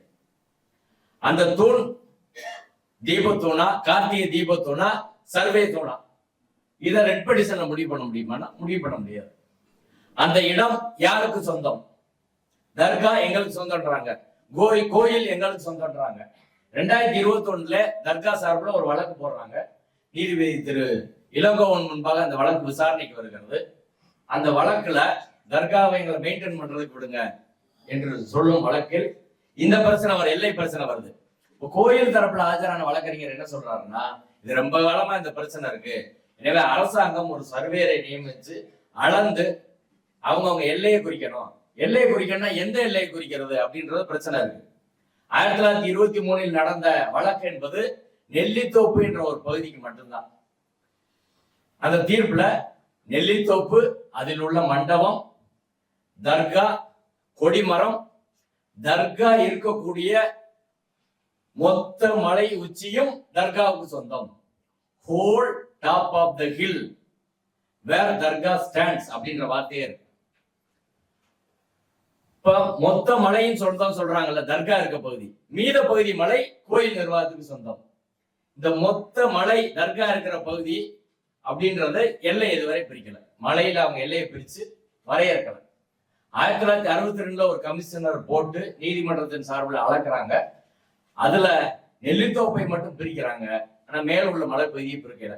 இது 2021 அரசு கோயில் சார்பில் வந்த வழக்கறிஞர் நீதிமன்றத்துல சொல்றாரு, எல்லையை பிரிச்சிடணும், அதான் சரியா இருக்கும் அப்படின்னு சொன்னோடனே தர்கா தரப்பு அதை ஒத்துக்கிறாங்க. ஒத்துக்கிட்ட நீதிபதி சொல்றாரு, இது எல்லையை முறையா திரும்ப அளந்தாதான் இந்த பிரச்சனை என்பது தீர்க்கப்படும் அப்படின்னு சொல்றாரு. கவர்மெண்ட் இப்ப போய் அளந்தா அது தேவையில்லாத பிரச்சனைக்கு வழிவகுக்கும் அப்படின்னு சொன்னதுனால அது அப்படியே நின்று போச்சு 2021. இப்ப அதுதான் இது எதனால நான் சொல்றேன்னா, டிஸ்பியூட்டட் கொஸ்டின் ஆஃப் ஃபேக்ட். எல்லை யார் எல்லையில அது இருக்கு. இதை நீதிமன்றத்திலே தர்கா தரப்பு வைக்கலன்னு சொன்னாங்க, வக்ஃபோர்டுன்னு சொன்னாங்க, வக்ஃபோர்டு சொத்து அவங்களும் சொன்னாங்க. ஆனால் நீதிபதி அதையும் கேட்கல, இந்த வாதத்தையும் அது தீர்ப்புல இதை டிஸ்கஸ் பண்ண கூட கிடையாது, அப்படியே வாங்கி வச்சிட்டார். அடுத்து இது போல பல்வேறு வாதங்களை நீதிமன்றத்தில் சொல்றோம், எல்லாத்தையும் கேட்டுக்கிட்டாரு, பொறுமையா கேட்டு அடுத்து என்கிட்ட கேட்டாரு, வாஞ்சிநாதன் கவர்மெண்ட் அட்வொகேட் கரெக்டா ஆர்கியூ பண்ணாரா, ஏன்னா அடுத்து இது மாதிரி மீட்டிங்ல பேசிடுவோம். நான் பேசாம இப்படியே நின்னேன். சொல்லுங்க, கவர்மெண்ட் அட்வொகேட் கரெக்டா பேசினாரா பேசலையா? ஏஎச்சி வீரகதரன் தான் அன்னைக்கு ஆஜரானது. 2-3 வழக்குல அவர் சரியா பேசல, நம்ம வெளியில பேசியிருக்கோம். அதனால கேட்கிறாரு, அவர் சொல்லுங்க அப்படின்னு. நல்லா தாங்க பேசினாரு அப்படின்னு சொன்னேன். ரைட்டு. 2வது, இந்த நான் கோயிலுக்கு இப்போ போறேன், சரியா? கோயிலுக்கு போறேன், மலையை ஆய்வு பண்ணா போறேன். நான் என் மனைவி முருக பக்தர், அவங்களோட நான் போவேன், நீங்க மீடியால பேசுறாதீங்கன்னு சொன்னார். நான் சொன்னேன், எனக்கு உங்களோட பிரச்சனை பர்சனல் கிடையாது, எனக்கு உங்களோட பிரச்சனை ஐடியாலஜி, உங்க ஐடியாலஜிக்கு எனக்கு தான் பிரச்சனை அப்படின்னு சொன்னேன். சரி கேட்டார், அவ்வளவுதான். அன்னைக்கு முடிஞ்சிருச்சு. அன்னைக்கு தான் தர்காவை பார்ட்டியா சேர்க்கிறாரு. அதுவரை தர்கா பார்ட்டியே கிடையாது வழக்குல. புதன்கிழமை போறாரு, அன்னைக்கு தான் பார்ட்டியா சேர்க்கிறாரு. அடுத்து வியாழக்கிழமை வழக்கு தர்கா தரப்புல இருந்து வருது, இது வக்ஃபோர்டு சொத்துன்னு சொல்றாங்க, எங்களுக்கு எந்த பேப்பர்ஸும் கிடைக்கல, எங்களுக்கு டைம் வேணுங்க, பதில் மனு போறதுக்கு டைம் வேணும்னு கேட்கிறாரு. முடியாதுன்றார். வியாழக்கிழமை நைட்டு ஈவினிங் 6 மணிக்கு மறுபடியும் வழக்கு எடுக்கிறாரு. தர்கா தரப்புக்கு ஆஜரான ஒரு வழக்கறிஞர், மூத்த வழக்கறிஞர் மோகன், சென்னையில இருந்து வீடியோ கான்பரன்ஸ்ல வராரு. செவ்வாய்க்கிழமை அவர் வழக்கு விசாரணைக்கு வரும்போது ஆன்லைன்ல மோகன் என்ன சொன்னாருன்னா, இப்படி பாருங்க, நீங்க அவசரமா இதை எடுக்கிறீங்க, 100 வருஷ பிரச்சனை, இது அவசரமா இப்படி விசாரிக்க வேண்டிய என்ன தேவை அவசியம் இருக்கு? உங்க போர்ட்போலியோ இந்த வாரம் வெள்ளிக்கிழமையோட முடியுது, அப்படி நீங்க விசாரிக்க வேண்டிய அவசியம் தேவையும் கிடையாது, எனக்கு பேப்பரே கிடைக்கல இது வரையும், அதனால நீங்க இதை விசாரிக்க கூடாது, நீங்க வாயிலா போடணும் அப்படின்னாரு. சரி, நீங்க வியாழக்கிழமை நேர்ல வாங்க அப்படின்னு சொன்னாரு. நான் நேர்ல வந்தாலே இதைத்தான் சொல்லுவேன்னு அவர் சொன்னாரு. அப்படியே அவருக்கு டென்ஷன் ஆயிடுச்சு. ஒண்ணு நெக்ஸ்ட் கேஸ்ட்டாரு. அடுத்த கேஸ்க்கு ஒரு வக்கீல் போனா அவன் செத்தா, அவனை போட்டு கொன்னு விரட்டி விட்டாரு. அடுத்த வியாழக்கிழமை காலையில இருந்து எல்லாம் அப்படியே இருக்கிற 2 ஆளுக்கும் போட்டாரு, வரவே இல்லை. சாயந்தரம் 6 மணி மூத்த வழக்கறிஞர் சண்முக சுந்தரம், மூத்த வழக்கறிஞர் மோகன் எல்லாம் ஆன்லைன்ல இருக்காங்க. கிளர் கூப்பிட்டாங்க, ஆன்லைன் ஆஃப் பண்ணிட்டாரு. அவர் மோகன் என்னைய இரிட்டேட் பண்ணிட்டாரு, அதனால எனக்கு ரொம்ப இதாயிருச்சு, அதனால ஆஃப் பண்ணு. நான் காலையில இருந்து உட்காந்துருக்கேன்ல, எனக்கு சுகர் இருக்கு, பிபி இருக்கு, எல்லா பிரச்சனையும் இருக்கு, அதனால இரிட்டேட் பண்ணா என்னால ரொம்ப பிரச்சனையாயிரும், நாளைக்கு காலையில ஃப்ரெஷ்ஷா அவங்க வரட்டும், அப்ப நான் டீல் பண்ணிக்கிறேன். ஆஃப் பண்ணிட்டாங்க. ஆஃப் பண்ணிட்டு அப்புறம் அடுத்த நாள் மோகன் நேரம் வந்தாரு. உங்களுக்கு அநேகமா இன்னைக்கு சுகர் லெவல் கரெக்டா இருக்குன்னு நினைக்கிறேன் அப்படின்னு. அதனால காலையில நீங்க உற்சாகமா வேற கொஞ்சம் இருப்பீங்க, அதனால இப்ப பேசலாம்னு நினைக்கிறேன் அப்படின்னு சொல்லி பேசினார். பேசி அவர் என்ன, தினமரில் ஒரு செய்தி வந்திருக்கு, நீதிபதி இப்படிதான் தீர்ப்பு கொடுப்பாரு. அதுக்கப்புறம் கோயில் அங்க போய் தீபம் ஏற்றிடலாம்னு சொல்லியிருக்கிறாங்க, தினமலர்ல சொல்லியிருக்காங்க. நான் ஒன்றும் சொல்லல, அப்படிதான் என்னவோ தெரியல, எங்களுக்கு டைம் கொடுங்க அப்படின்னு அவர் கேட்டார். தர்கா தரப்புல வக்ஃபோர்டு தரப்புல வந்த வழக்கறிஞரும் 4 வழக்கு இருக்குங்க, பேப்பரை எங்களுக்கு இதுவரை கிடைக்கல, எங்களுக்கு டைம் கொடுங்க, பதில் மனு போடணும், சொத்து எங்க சொத்து, நாங்க பதில் மனு போடணும், அது தீபத்துனா சர்வே கல்லான்னு முடிவு பண்ணணும்னு அவரும் சொன்னார். ஆனா நீதிபதி எதையுமே கேட்கல. 28ஆம் தேதி அவர் ரிசர்வ் பண்றாரு. ஏன் ரிசர்வ் பண்றாருன்னா, அவருக்கு அன்னைக்கோட போர்ட்போலியோ முடியுது. HRNC வழக்குகளை விசாரிக்கக்கூடிய போர்ட்போலியோ அவர் 3 மாதத்துக்கு ஒரு தடவை போர்ட்போலியோ ஜட்ஜஸ் மாறுவாங்க. அந்த 3வது மாதம் முடிவு டிசம்பர் 1ஆம் தேதி அவர் கிடையாது, வேற ஜட்ஜ் வந்துடுறாரு. அப்ப 28ஆம் தேதி அவர் முடிச்சாகணும். இதையும் மோகன் சொல்றாரு, காலண்டர் எப்பங்க வந்துச்சு, கார்த்திகை என்னைக்கு நமக்கு தெரியும்ல, ராம ரவிக்குமாருக்கு கார்த்திகை டிசம்பர் 3ஆம் தேதி வரும்னு சொல்லி 1 வருஷத்துக்கு முன்னாடி அவனுக்கு தெரியும்ல. சித்திரை மாசத்துக்கு முன்னாடியே காலண்டர் வந்துருது, முதல் வருஷம் பங்குனிலே வந்துருது. இப்ப கடைசியில உங்ககிட்ட இப்படி போடுறாங்க, இது எப்படி சரியா இருக்கும்? அதனால இது இந்த நடந்தது எதுவுமே சரி கிடையாது, நீங்க அதனால எங்களுக்கு டைம் கொடுக்கணும்னாரு. அவர் எதையும் காதுல வாங்காம பதில் மனுக்கு ஒரு உயர்நீதிமன்ற ரிட் விதிமுறையின்படி 4 வாரம் டைம் கொடுக்கணும். டயத்தை குறைச்சு கூட கொடுக்கலாம், 1 வாரத்தில் தார 2 வாரம் கூட சொல்லலாம். ஆனால் அவர் பதில் மனு வாங்காம ஒரு வழக்கில் முடிவெடுப்பது எந்த நீதிபதியும் செய்ய மாட்டாங்க. இவர் தள்ளி போட்டிருப்பாரு, ஆனா அவர் போர்ட்போலியோ முடிவு வேற ஜட்ஜிட்டு போயிடும். இப்ப நம்ம கேள்வி என்னன்னா, எல்லா நீதிபதியும் ஒண்ணுதானே, அவங்க சொல்ற மொழியில யார் விசாரிச்சா என்ன, சட்டப்படி சொல்லட்டும், நானே விசாரிப்பேன் அப்படின்னா இந்த வழக்குல ஏன் அப்படி அதீத ஆர்வம் காட்ட வேண்டும் அப்படின்ற கேள்வி வருதா இல்லையா? இது ஒண்ணு. 2வது விஷயம், இந்த வழக்குல ராம ரவிக்குமார் தாக்கல் செய்த வழக்கு 28/10 அவர் மனு கொடுக்கிறார். அவர் மனுவுல ஒரு வேடிக்கை என்னன்னா, தீபத்தூண்ல கார்த்திகை தீபத்தூண்ல மசூதி பக்கத்துல இருக்கக்கூடிய தர்கா பக்கத்தில் இருக்கக்கூடிய கார்த்திகை தீபத்தூணில் ஏற்ற வேண்டும் அவர் மனுவிலே கேட்கல. அவர் என்ன கேட்கிறாருன்னா, வழக்கமா கோயில்ல பாரம்பரியமா எந்த இடத்துல ஏத்துவீங்க அங்கே ஏத்துங்கன்னு கேட்கிறாரு. கோயில்ல இருந்து பதில் கொடுத்து, நாங்க பாரம்பரியமா உச்சி பிள்ளையார் கோயில் ஏத்துறோம், அங்கே ஏத்துறோம், உங்க கோரிக்கை ஏற்கப்பட்டதுன்னு சொல்லிட்டாங்க. அவர் கோரிக்கை அவங்க ஏத்துக்கிட்டாங்க. ஏத்த பிறகு அவர் கோர்ட்டுக்கு போறாரு, என் கோரிக்கை ஏத்தது தப்புன்னு கோர்ட்டுக்கு போறாரு. அந்த வழக்குதான் தீர்ப்பு. அவர் கோரிக்கையை ஏத்துக்கிட்டாங்க. நாங்க அதை படிச்சே காட்டணும். முதல் நாள் வரும்போது கவர்மெண்ட் தரப்புல நாங்க எல்லாரும் படிச்சு பாருங்க, பெட்டிஷன் போட்டவர் ராம ரவிக்குமார். அவர் என்ன சொல்லியிருக்காரு, கார்த்திகை தீபத்தூண் எங்கேயாவது சொல்லியிருக்காரா, தர்கா பக்கத்துல ஏத்துங்கன்னு சொல்லியிருக்காரா? எதுவுமே சொல்லல. பாரம்பரியமா எந்த இடத்துலயும் அந்த இடத்துல ஏத்துங்க. இங்கிலீஷ்ல வேற இருக்கு, அவருக்கு இங்கிலீஷ் தெரியாது, யாரு எழுதுனான்னு தெரியல. ஒரு கேஸ கூட முறையா தயார் பண்ண அளவுக்கு தான் வீக்கா இருக்கா RSS அப்படின்னு நம்மளுக்கு தெரியல. இதான் ஒரு பெட்டிஷன், பாரம்பரியமா ஏற்றும் இடத்துல கோயில் அவர் சொன்னதான் நாங்க செஞ்சிருக்கோம், இது எதுக்கு அவர் கோர்ட்டுக்கு வராரு அப்படின்னு கேட்டாங்க. அப்ப இப்படி ஒரு பிரச்சனை வந்து போச்சா, இது அப்பீல்னு போனா வெளியில வேற பேசுவாங்க அப்படின்னு என்ன பண்றாங்கன்னா, அரசு பாட்டின்னு ஒருத்தர் தயார் பண்ணி 17/11 ஒரு பெட்டிஷன் கொடுக்குறாங்க. கோயில் இந்த தர்கா பக்கத்துல ஏத்தணும் அப்படின்னு 17/11 ஒரு பெட்டிஷன் கொடுத்து 17/11 நீதிமன்றத்துல ஃபைல் பண்றாங்க. 17/11 இதெல்லாம் முதல் விசாரணைக்கு அப்புறம் அவர்கள் வழக்குல ஆமா HRNC பெட்டிஷன் கொடுத்துட்டு 17/11 அவர் ரிட் பெட்டிஷன் நம்பர் ஆகி அன்னைக்கே அவர் விசாரிக்கிறார். நீங்க எல்லாரும் கோர்ட்டுக்கு போயிருப்பீங்க, உங்களுக்கு நீங்க மனு கொடுத்த அன்னைக்கே நம்பர், அன்னைக்கே விசாரணை யாருக்கால வந்திருக்குமா சொல்லுங்க. 2வது அவர் கொடுத்த மனு கோயிலுக்கே போய் சேரணுங்க. கோயிலுக்கு போய் சேர்றதுக்கு முன்னாடி போஸ்ட் ஆபீஸ்ல இருந்து டெலிவரி ஆகிறதுக்கு முன்னாடி போட்டாங்க. 10 மணிக்கு ஹைகோர்ட் போஸ்ட் ஆபீஸ்ல அனுப்புவாங்க. அனுப்பிட்டு 10:30 மணிக்கு கோர்ட்ல உள்ள போட்டு ஜட்ஜிட்ட மென்ஷன் பண்ணி நீங்க நம்பர் பண்ண சொல்லுங்க அப்படின்னா இமிடியேட்டா நம்பர். இது மாதிரி விஷயம்ல உடனே நம்பர் அன்னைக்கே லிஸ்ட் ஆகி வந்துடும். யாருக்காவது இது நடக்குமா? வேற நீதிபதி என்ன செய்வாங்களா, நீங்க மனு போட்டு 1 மாசம் கழிச்சு தான் கோர்ட்டுக்கு வரணும், அதிகாரிக்கு போனோம், அதிகாரி அதை 1 மாசம் வச்சிருந்து முறையா பரிசீலிக்கல அப்படின்னா தான் நீங்க மேண்டாமஸ் கேட்டு வர முடியும். இந்த சாருக்கு நல்லா தெரியும். அப்ப அடிப்படையில அந்த முறை எதையுமே பின்பற்றப்படாமல் 17ஆம் தேதி கொடுத்துட்டு அவன்கிட்ட போறதுக்கு முன்னாடி இங்க ஃபைல் பண்றாங்க. அதை நம்பராது. இன்னொன்னு 16 கொடுக்குறாங்க. 16ஆம் தேதி கொடுத்துட்டு 18ஆம் தேதி அந்த வழக்கு போடுறாங்க. 19ஆம் தேதி ஒரு மனு கொடுக்குறாங்க. 17 வந்து அரசு பாண்டி, 16 பரமசிவம், 19 கார்த்திகேயன், 19ல கொடுத்து 21 ஒரு பெட்டிஷன்ல என்ன குறை இருக்கோ அடுத்தடுத்த பெட்டிஷன்ல அதை வந்து சேர்த்துக்கிட்டே வராங்க. நம்ம ஆர்குமெண்ட்ல சொல்றோம்ல, இவங்களை தர்காவை சேர்க்கறேன்னு அதை சேர்த்து ஒண்ணு போடுறது, வக்ஃபோட சேர்க்கறேன்னா அதையும் வந்து ஒண்ணு போடுறது. இதுல பாயிண்ட் விட்டீங்கன்னா அது ஒரு வழக்கு தாக்கல் செஞ்சோடனையும் வாதம் எல்லாம் தொடங்கி இதுல இந்த குறை இருக்கு, இந்த லேக்கனம் இருக்குன்னா அதை ஃபில் பண்ற மாதிரி அடுத்தடுத்த பெட்டிஷன் போட்டு வர முடியுமாங்க? அப்படி போட்டா அதை நீதிமன்றம் அனுமதிக்க முடியுமா? ஆனா அனுமதிச்சிருக்காரு. அனுமதிச்சு 19-11 கடைசியான ஒரு வழக்கு 28ஆம் தேதி ஒரு தீர்ப்புக்காக ஒத்திவைப்பு. இது எங்கேயாவது நடக்குமா சொல்லுங்க? இப்ப நீதிமன்ற நடைமுறை, இந்த வழக்கு விசாரித்த நடைமுறையே முறைகேடா நடந்திருக்குன்னு சொல்றாங்க. ஒரு ஃபேரான முறையில் இந்த வழக்கு விசாரணை முறையே நடக்கல.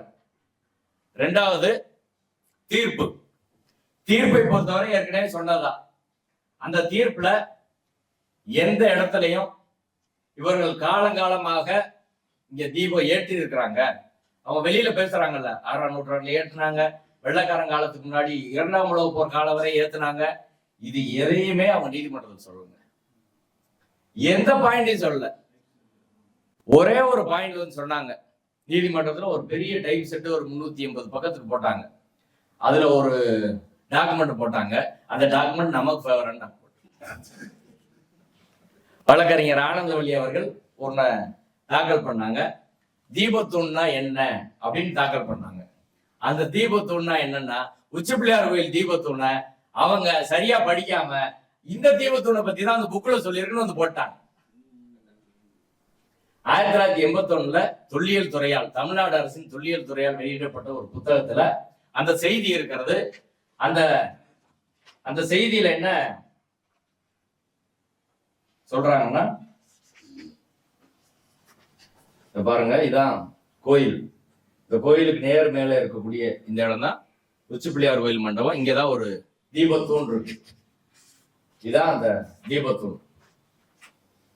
இந்த தீபத்தூண்ல இங்க ஒரு அனுமார் சிலை இருக்கு. இது கீழே ஒரு கல்வெட்டு இருக்கு. அவங்க வந்து டாக்குமெண்ட் கோர்ட்ல போடுறாங்க. அந்த டாக்குமெண்ட்ல என்ன இருக்குன்னு நான் படிக்கிறேன். தீபத்தூண், மலை அடிவாரத்திலிருந்து மலைக்கு சென்றால் பாதி வழியில் தீபத்தூண் ஒன்று இருப்பதை காணலாம். இந்த தூண் நாயக்கர் காலத்தது. இங்கதான் நீங்க முக்கியம், பாதி வழியில் தீபத்தூண். அவங்க கேட்கறது எங்க? மலை உச்சி, இது பாதி வழியில். இரண்டாவது, இந்த தூண் நாயக்கர் காலத்தது. நாயக்கர் காலத்து கல்வெட்டும் தூணிலே எழுதப்பட்டு, அது கீழே கல்வெட்டு இருக்கு.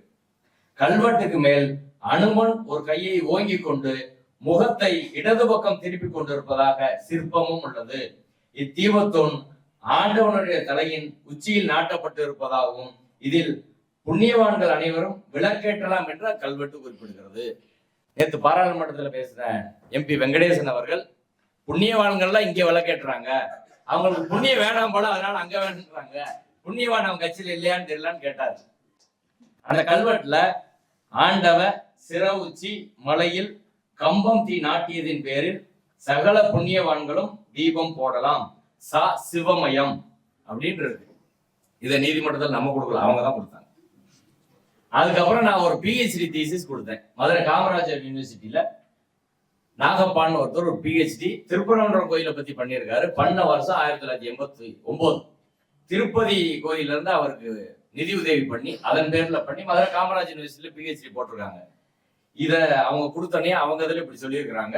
இந்த அதுக்கு சப்போர்ட்டா இந்த PhD தீசிஸையும் கொடுக்குறேன்னு நான் இதை நீதிபதியிடம் வாய்ச்சி காட்டி நான் சொன்னேன். எந்த வருஷம் கேட்டாரு? 1989ங்க. இவங்க இந்து முன்னணி துவங்கினது பாபர் மசூதி இடிச்ச பிறகுதான் இங்க கார்த்திகை தீபம் ஏத்தணுன்ற பிரச்சனையை துவங்கினாங்க. அதுக்கு முன்னாடி வந்ததுதான். இந்த இன்டென்ஷனா இருந்திருக்க வாய்ப்பு இல்லை அப்படின்னு சொன்னோடனே சரிதான் கேட்டுக்கிட்டாரு. அடுத்து கடைசி நாள், முதல் நாள் வரும்போது ஒரு அம்மா பேசுறாங்க, ஆனந்தவல்லின்றவங்க. அவங்கள தான் நீதிபதி தீர்ப்புல கடைசி பரவாயில்ல பாராட்டி இருப்பாரு. அவங்க கோர்ட்டுக்கு ரொம்ப அசிஸ்ட் பண்ணாங்க. அவங்க என்ன சொன்னாங்கன்னா, உண்ட வந்த பிடாரி ஊர் பிடாரியை விரட்டியது போல் தர்காக்காரங்க இந்த மலையை பிடிச்சிட்டாங்க அப்படின்னு சொன்னாங்க. முதல் நாள் போகும்போது நான் முதல் நாள் ஆர்கியூமெண்ட் அப்பயே அது சொன்னாங்க. நம்மளுக்கு ஏற்கனவே வாக்கியா தகராறு, இன்னைக்கே சண்டை பிடிக்க வேணான்னு பேசாம இருந்துட்டேன் நான். கடைசி நாள் வரும்போது நான் சொன்னேன், அவங்க அன்னைக்கு உண்ட வந்த பிடாரி ஊர் பிடாரி எல்லாம் பேசினாங்க. இதுல வரலாற்றுல யார் முன்னாடி வந்தா யார் பின்னாடி வந்தா அப்படின்னு வரலாற்றை தோண்டிக்கிட்டே போனோன்னு வைங்க, பல பேரை பேச வேண்டிய இருக்கும். பல பேரை பேச வேண்டிய இருக்கும். அது நல்லா இருக்காது. ரெண்டாவது, கமலா ஹாரிஸ் எல்லாம் நம்ம வான் எல்லாம் அங்க போய் இருக்கிறதெல்லாம் பேசுறாங்க. அதெல்லாம் பெருமையா தானே பேசுறாங்க. இப்போ மைக்ரேஷன் என்பது வரலாற்று விதி. மைக்ரேஷன் இல்லைன்னா வரலாறே கிடையாது, வளர்ச்சியும் கிடையாது. மைக்ரேஷனுக்கு எதிராக எப்படிங்க பேச முடியும்? அதனால இஸ்லாமியர்கள் எங்க இருந்தோ வரல, இந்த நாட்டின் பூர்வ குடிகள். அவங்கள ஜாதியில ஒதுக்கி கோயிலுக்குள்ள விடாதனாலதாங்க அப்படி போனாங்க அப்படின்னு சொன்னேன். இல்ல ஹீட்டட் ஆர்குமெண்ட்ல வந்ததெல்லாம் நீங்க சொல்லாதீங்க அப்படின்னு. இல்லைங்க, எனக்கு சொல்லணும் இல்லை. ஆனா நிறைய பேர் இஸ்லாமியர்களே என்கிட்ட அது ஆன்லைன்ல எல்லா விசாரணையும் பார்த்துருக்காங்க. அவங்க கேட்டாங்க, அந்த அம்மா சொல்றாங்க ரைட்டு, நீதிபதியும் ஒண்ணும் சொல்ல மாட்டாரு அப்படின்னு சொன்னாங்க, அதனால உங்ககிட்ட நான் சொல்றேன் அப்படின்னு சொன்னேன். அதையும் கேட்டுக்கிட்டாரு, வேற ஒண்ணும் சொல்லல. அதாவது ஒரு வழக்குல எப்படி நம்மள டீல் பண்ணாங்கன்னு தெரியும். இப்ப இந்த வழக்குல எப்படி டீல் பண்றாங்கன்னா RSS கத்துக்கொள்ள வேண்டியது அதான். இப்ப இந்த வழக்குல நம்மளோட பிரச்சனை பண்ணா நான் என்ன சொல்லுவேன், சரி என் வழக்க கேட்க ஒரு பண்ண வேற செஞ்சுட்டு போடுங்க, நல்லதா போச்சு. ஆனா அவங்க அப்படி இல்லை. ரைட்டு, இந்த வழக்குல இது ஒரு அரசியல் திட்டம், அதற்கு இப்படி தீர்ப்பு சொல்லணும்னா யாரையும் நம்ம எதுவும் பண்ணிடக்கூடாது. தீர்ப்பு சொல்ற வரை எந்த பிரச்சனையும் வந்துடக்கூடாது, அவ்வளவுதான்.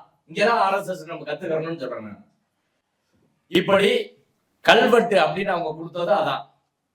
மொத்தத்துல அந்த தீர்ப்புல எந்த இடத்துலயும் இது பழக்கம் வழக்கம் மரபு இதை தாண்டி நமக்கு ஃபேவரா அவங்க கொடுத்த ஒரு டாக்குமெண்ட்டை தாண்டி ஒரு சின்ன துண்டு பேப்பர் கூட ரொம்ப காலமா அங்க ஏத்துனாங்க, இது தூணு, இதுக்கான கல்வெட்டு ஆதாரம் இருக்கு, புக் இருக்கு, எதுவுமே கொடுக்கலங்க, ஒண்ணு கூட கொடுக்கல. அதனால இவர் போறாரு கோர்ட்டுக்கு. கோர்ட்ல இருந்து அங்க போறாரு. அன்னைக்கு இவர் என்கிட்ட சொல்லி முடிச்சனையும் அவங்க ராம ரவிக்குமார் தரப்பு வழக்கறிஞர் அருண் சுவாமிநாதன் என்பவர் கேட்கிறாரு, லார்ட்ஷிப் நாங்களும் உங்களோட கோயிலுக்கு வரோம் அப்படின்னு. அவர் சொல்றாரு, யாரு வர வேணாம், நான் மட்டும் தனியா போறேன், கவர்மெண்ட் அட்வொகேட் ஜேம்ஸ் நீங்க ரெடி பண்ணுங்க, பாதுகாப்பு எனக்கு ஏற்பாடு பண்ணுங்க, நான் வந்துடுறேன், யாரும் வரக்கூடாதுன்னு சொன்னாரு. அடுத்த நாள் தர்காவுக்கு வந்த வழக்கறிஞர் பிரபராஜத்துறை என்ன சொன்னார்னா, எங்களெல்லாம் கூப்பிடாம போனது தப்பு, எல்லா தரப்பு வைக்கலையும் கூப்பிடாம நீங்களா போயிட்டு வந்தா அது எதிர்ப்பு எப்படிங்க சட்டப்படி சரி, நீங்க பார்த்துட்டு வந்ததை நீங்க தீர்ப்புல எழுதுனீங்கன்னா நாங்க எப்படி பதில் சொல்ல முடியும்? கோர்ட்ல இருந்து ஒரு அட்வொகேட் கமிஷனர் போடுங்க, அவர் போய் பார்த்தாருன்னா நாங்க கூட போவோம், அவர் ரிப்போர்ட் போடுவார், நாங்க 2 பேரும் அப்ஜெக்ஷன் போடுவோம், அதான் முடிவு பண்ண முடியும். இது சிவில் கேஸ் கிடையாதுங்க, நீங்களா பார்த்து ஒண்ணு அப்படி எழுத முடியாது. அப்படி போனா கூட எல்லாரையும் கேட்டு போனோம். நீங்க போற அன்னைக்கு தர்கா அந்த வழக்கில் இல்லவே இல்லை, வக்ஃபோடு இல்ல, பிற எப்படி எங்களுக்கு தகவல் சொல்லாம நீங்களா போறது சட்டப்படி இப்படி செல்லும் அப்படின்னு அவர் கேட்டார். அதனால தீர்ப்புல நான் போய் பார்த்தேன், அது தீபத்தூண் மாதிரி இருந்துச்சு, இப்படி வட்டமா இருந்துச்சு அப்படின்ற இவர்தான் அவர் சொல்றாரு, அவ்வளவுதான். அதுல தீர்ப்புல வேற ஒண்ணும் கிடையாது. அந்த தீபத்தூணை பத்தி அவர் சொல்றது அவர் என்ன சொல்றாரு, அதுல ஓப்பன் கால் கொடுத்தேன் நானு அப்படின்னு எழுதுறாரு. ஓப்பன் கால் கொடுத்தேன், வக்கீல்களை வராததை போல ஒரு நீதிபதி எல்லாரும் வாங்கன்னா யாராலும் போகாம இருப்பாங்களா சொல்லுங்க? எல்லா தரப்பும் வரணும்னா அவங்கவுங்க கட்சிக்காரங்க போலன்னா விடுவாங்களா? HRNC வக்கீல் இருக்காங்க, கலெக்டருக்கு வக்கீல் இருக்காங்க, அன்னைக்கு கூட தர்கா கிடையாது, நான் இருக்கிறேன், அர்ச்சகர் மாணவர் சங்கம் சார்பில், அந்த சைடு இருக்கிறாங்க ராம ரவிக்குமார் தரப்புல. நீதிபதி சொல்லி யாராலும் போகாம இருப்பாங்களா? கோர்ட்ல இருந்து அவர் அப்படியே கிளம்புற, நாங்கள் சேர்ந்தாலும் போயிருப்போம். ஆனா நீதிமன்றத்தில் யாரும் வரக்கூடாது என்று சொல்லிவிட்டு, ஆனா தீர்ப்புல நான் ஓப்பன் கால் பண்ண யார் வரலன்னு எழுதுறாரு. இது முழுக்க CCTVல பதிவாயிருக்கு, நீதிமன்றம் CCTVல பதிவாயிருக்கு, ஆன்லைன்ல அன்னைக்கு பார்த்து அத்தனை பேரும் பார்த்திருக்கிறாங்க. ஆனால் அப்பட்டமாக ஒரு தீர்ப்பில் பொய் எழுத முடியுமான்னு எனக்கு தெரியல. இது எப்படி சரியா இருக்கும் அப்படின்னு. இதெல்லாம் தீர்ப்பு படிக்கிற ஒரு 10 வருஷம் 20 வருஷம் 50 வருஷம் கழிச்சு படிக்கிறவங்களுக்கு எப்படிங்க தெரியும்? யாருக்கும் தெரியாது. அப்போ ஒரு தவறான ஒரு பதிவை நீதிபதி இப்படி செஞ்சுட்டு போனா இது சுப்ரீம் கோர்ட்டுக்கு போய் முடியறப்ப இன்னும் ஒரு 5 வருஷம் ஆகும். யாராலும் சொன்னாதான். ரெண்டாவது தீர்ப்புல எழுதல, CCTV ஃபுட்டேஜ் இப்ப நம்ம கேட்டா கொடுக்க மாட்டாங்க. அப்படின்னா எப்படி இதை நிரூபிக்கிற சொல்லுங்க? இருக்கிறான்னு சொன்னாதான். இந்த விசாரணை முறை அப்படின்றது இதுல முழுக்க முழுக்க முறைகேடா நடந்திருக்குது அப்படின்னு தான் நான் சொல்றேன். அது clear case of article 21 violation. அதாவது இயற்கை நீதினு சொல்லுவாங்க. நீங்க கசாப்பை தூக்குல போட்டாலும் அவனுக்கு ஒரு டிஃபென்ஸ் வச்சு, கசாப்புன்ற நான் ஒரு உதாரணத்துக்கு சொல்றேன், அவர் பண்ணாரா இல்லையான்ற வேற, இவங்க இட்டு கட்டினாங்களான்றது வேற. யாரா இருந்தாலும் நீங்க சொன்ன யாரோ ஒரு தேசத்துக்கு எதிராக மிகப்பெரிய குற்றம் செய்த நபரா இருந்தாலும் கூட அவருக்கு முறையா வந்து சார்ஜ் ஃப்ரேம் பண்ணி அவருக்கு ஒரு கவுன்சில் வச்சு ட்ரையல் நடத்தி சாட்சி ஏற்றி அப்புறம் தானே முடிவு பண்ண முடியும். இப்ப தர்காவையும் வக்ஃபோடையும் கேட்காமலே, அதாவது இந்த நாட்டுல இஸ்லாமியர்ல கேட்க வேண்டியதுல போல, மற்றவங்க தான் கேட்கணும், இஸ்லாமியர்ல கேட்க வேண்டியதுன்னு சொல்லி நீதிபதி அவர்கள் முடிவு செய்து தீர்ப்பு எழுதியிருக்கிறார். அந்த தீர்ப்புல எந்த இடத்துலயும் பழக்க வழக்கம்னே சொல்லல. அவர் எப்படி வராருன்னா, வழக்கம் மரபுன்னா, இதுக்கு முன்னாடி ஆடு மொழி வெட்டுற பிரச்சனை வந்துச்சு. 3 நீதிபதிகள் 2 நீதிபதிகள் என்ன சொன்னாங்க, தர்கா தரப்புல இருந்து நாங்க 100 வருஷமா வெட்டிக்கிட்டு இருக்கோம்னா, நீங்க 100 வருஷம் வெட்டுறீங்கன்னா 1920க்கு முன்னாடி உங்களுக்கு அந்த பழக்கம் இருந்துச்சுன்னு சிவில் கோர்ட்ல போய் நிரூபிச்சுக்கோங்க. இங்க டிஸ்பியூட்டட் கொஸ்டின் ஆஃப் ஃபேக்ட் எல்லாம் நாங்க இங்க பேச முடியாதுன்னு சொன்னாங்க. இந்த தீர்ப்பை நான் அவர்கிட்ட கொடுத்தேன். 3 நீதிபதிகள் இதே திருப்பரங்குன்ற மலை தொடர்பாக தீர்ப்பு சொல்லியிருக்கிறாங்க.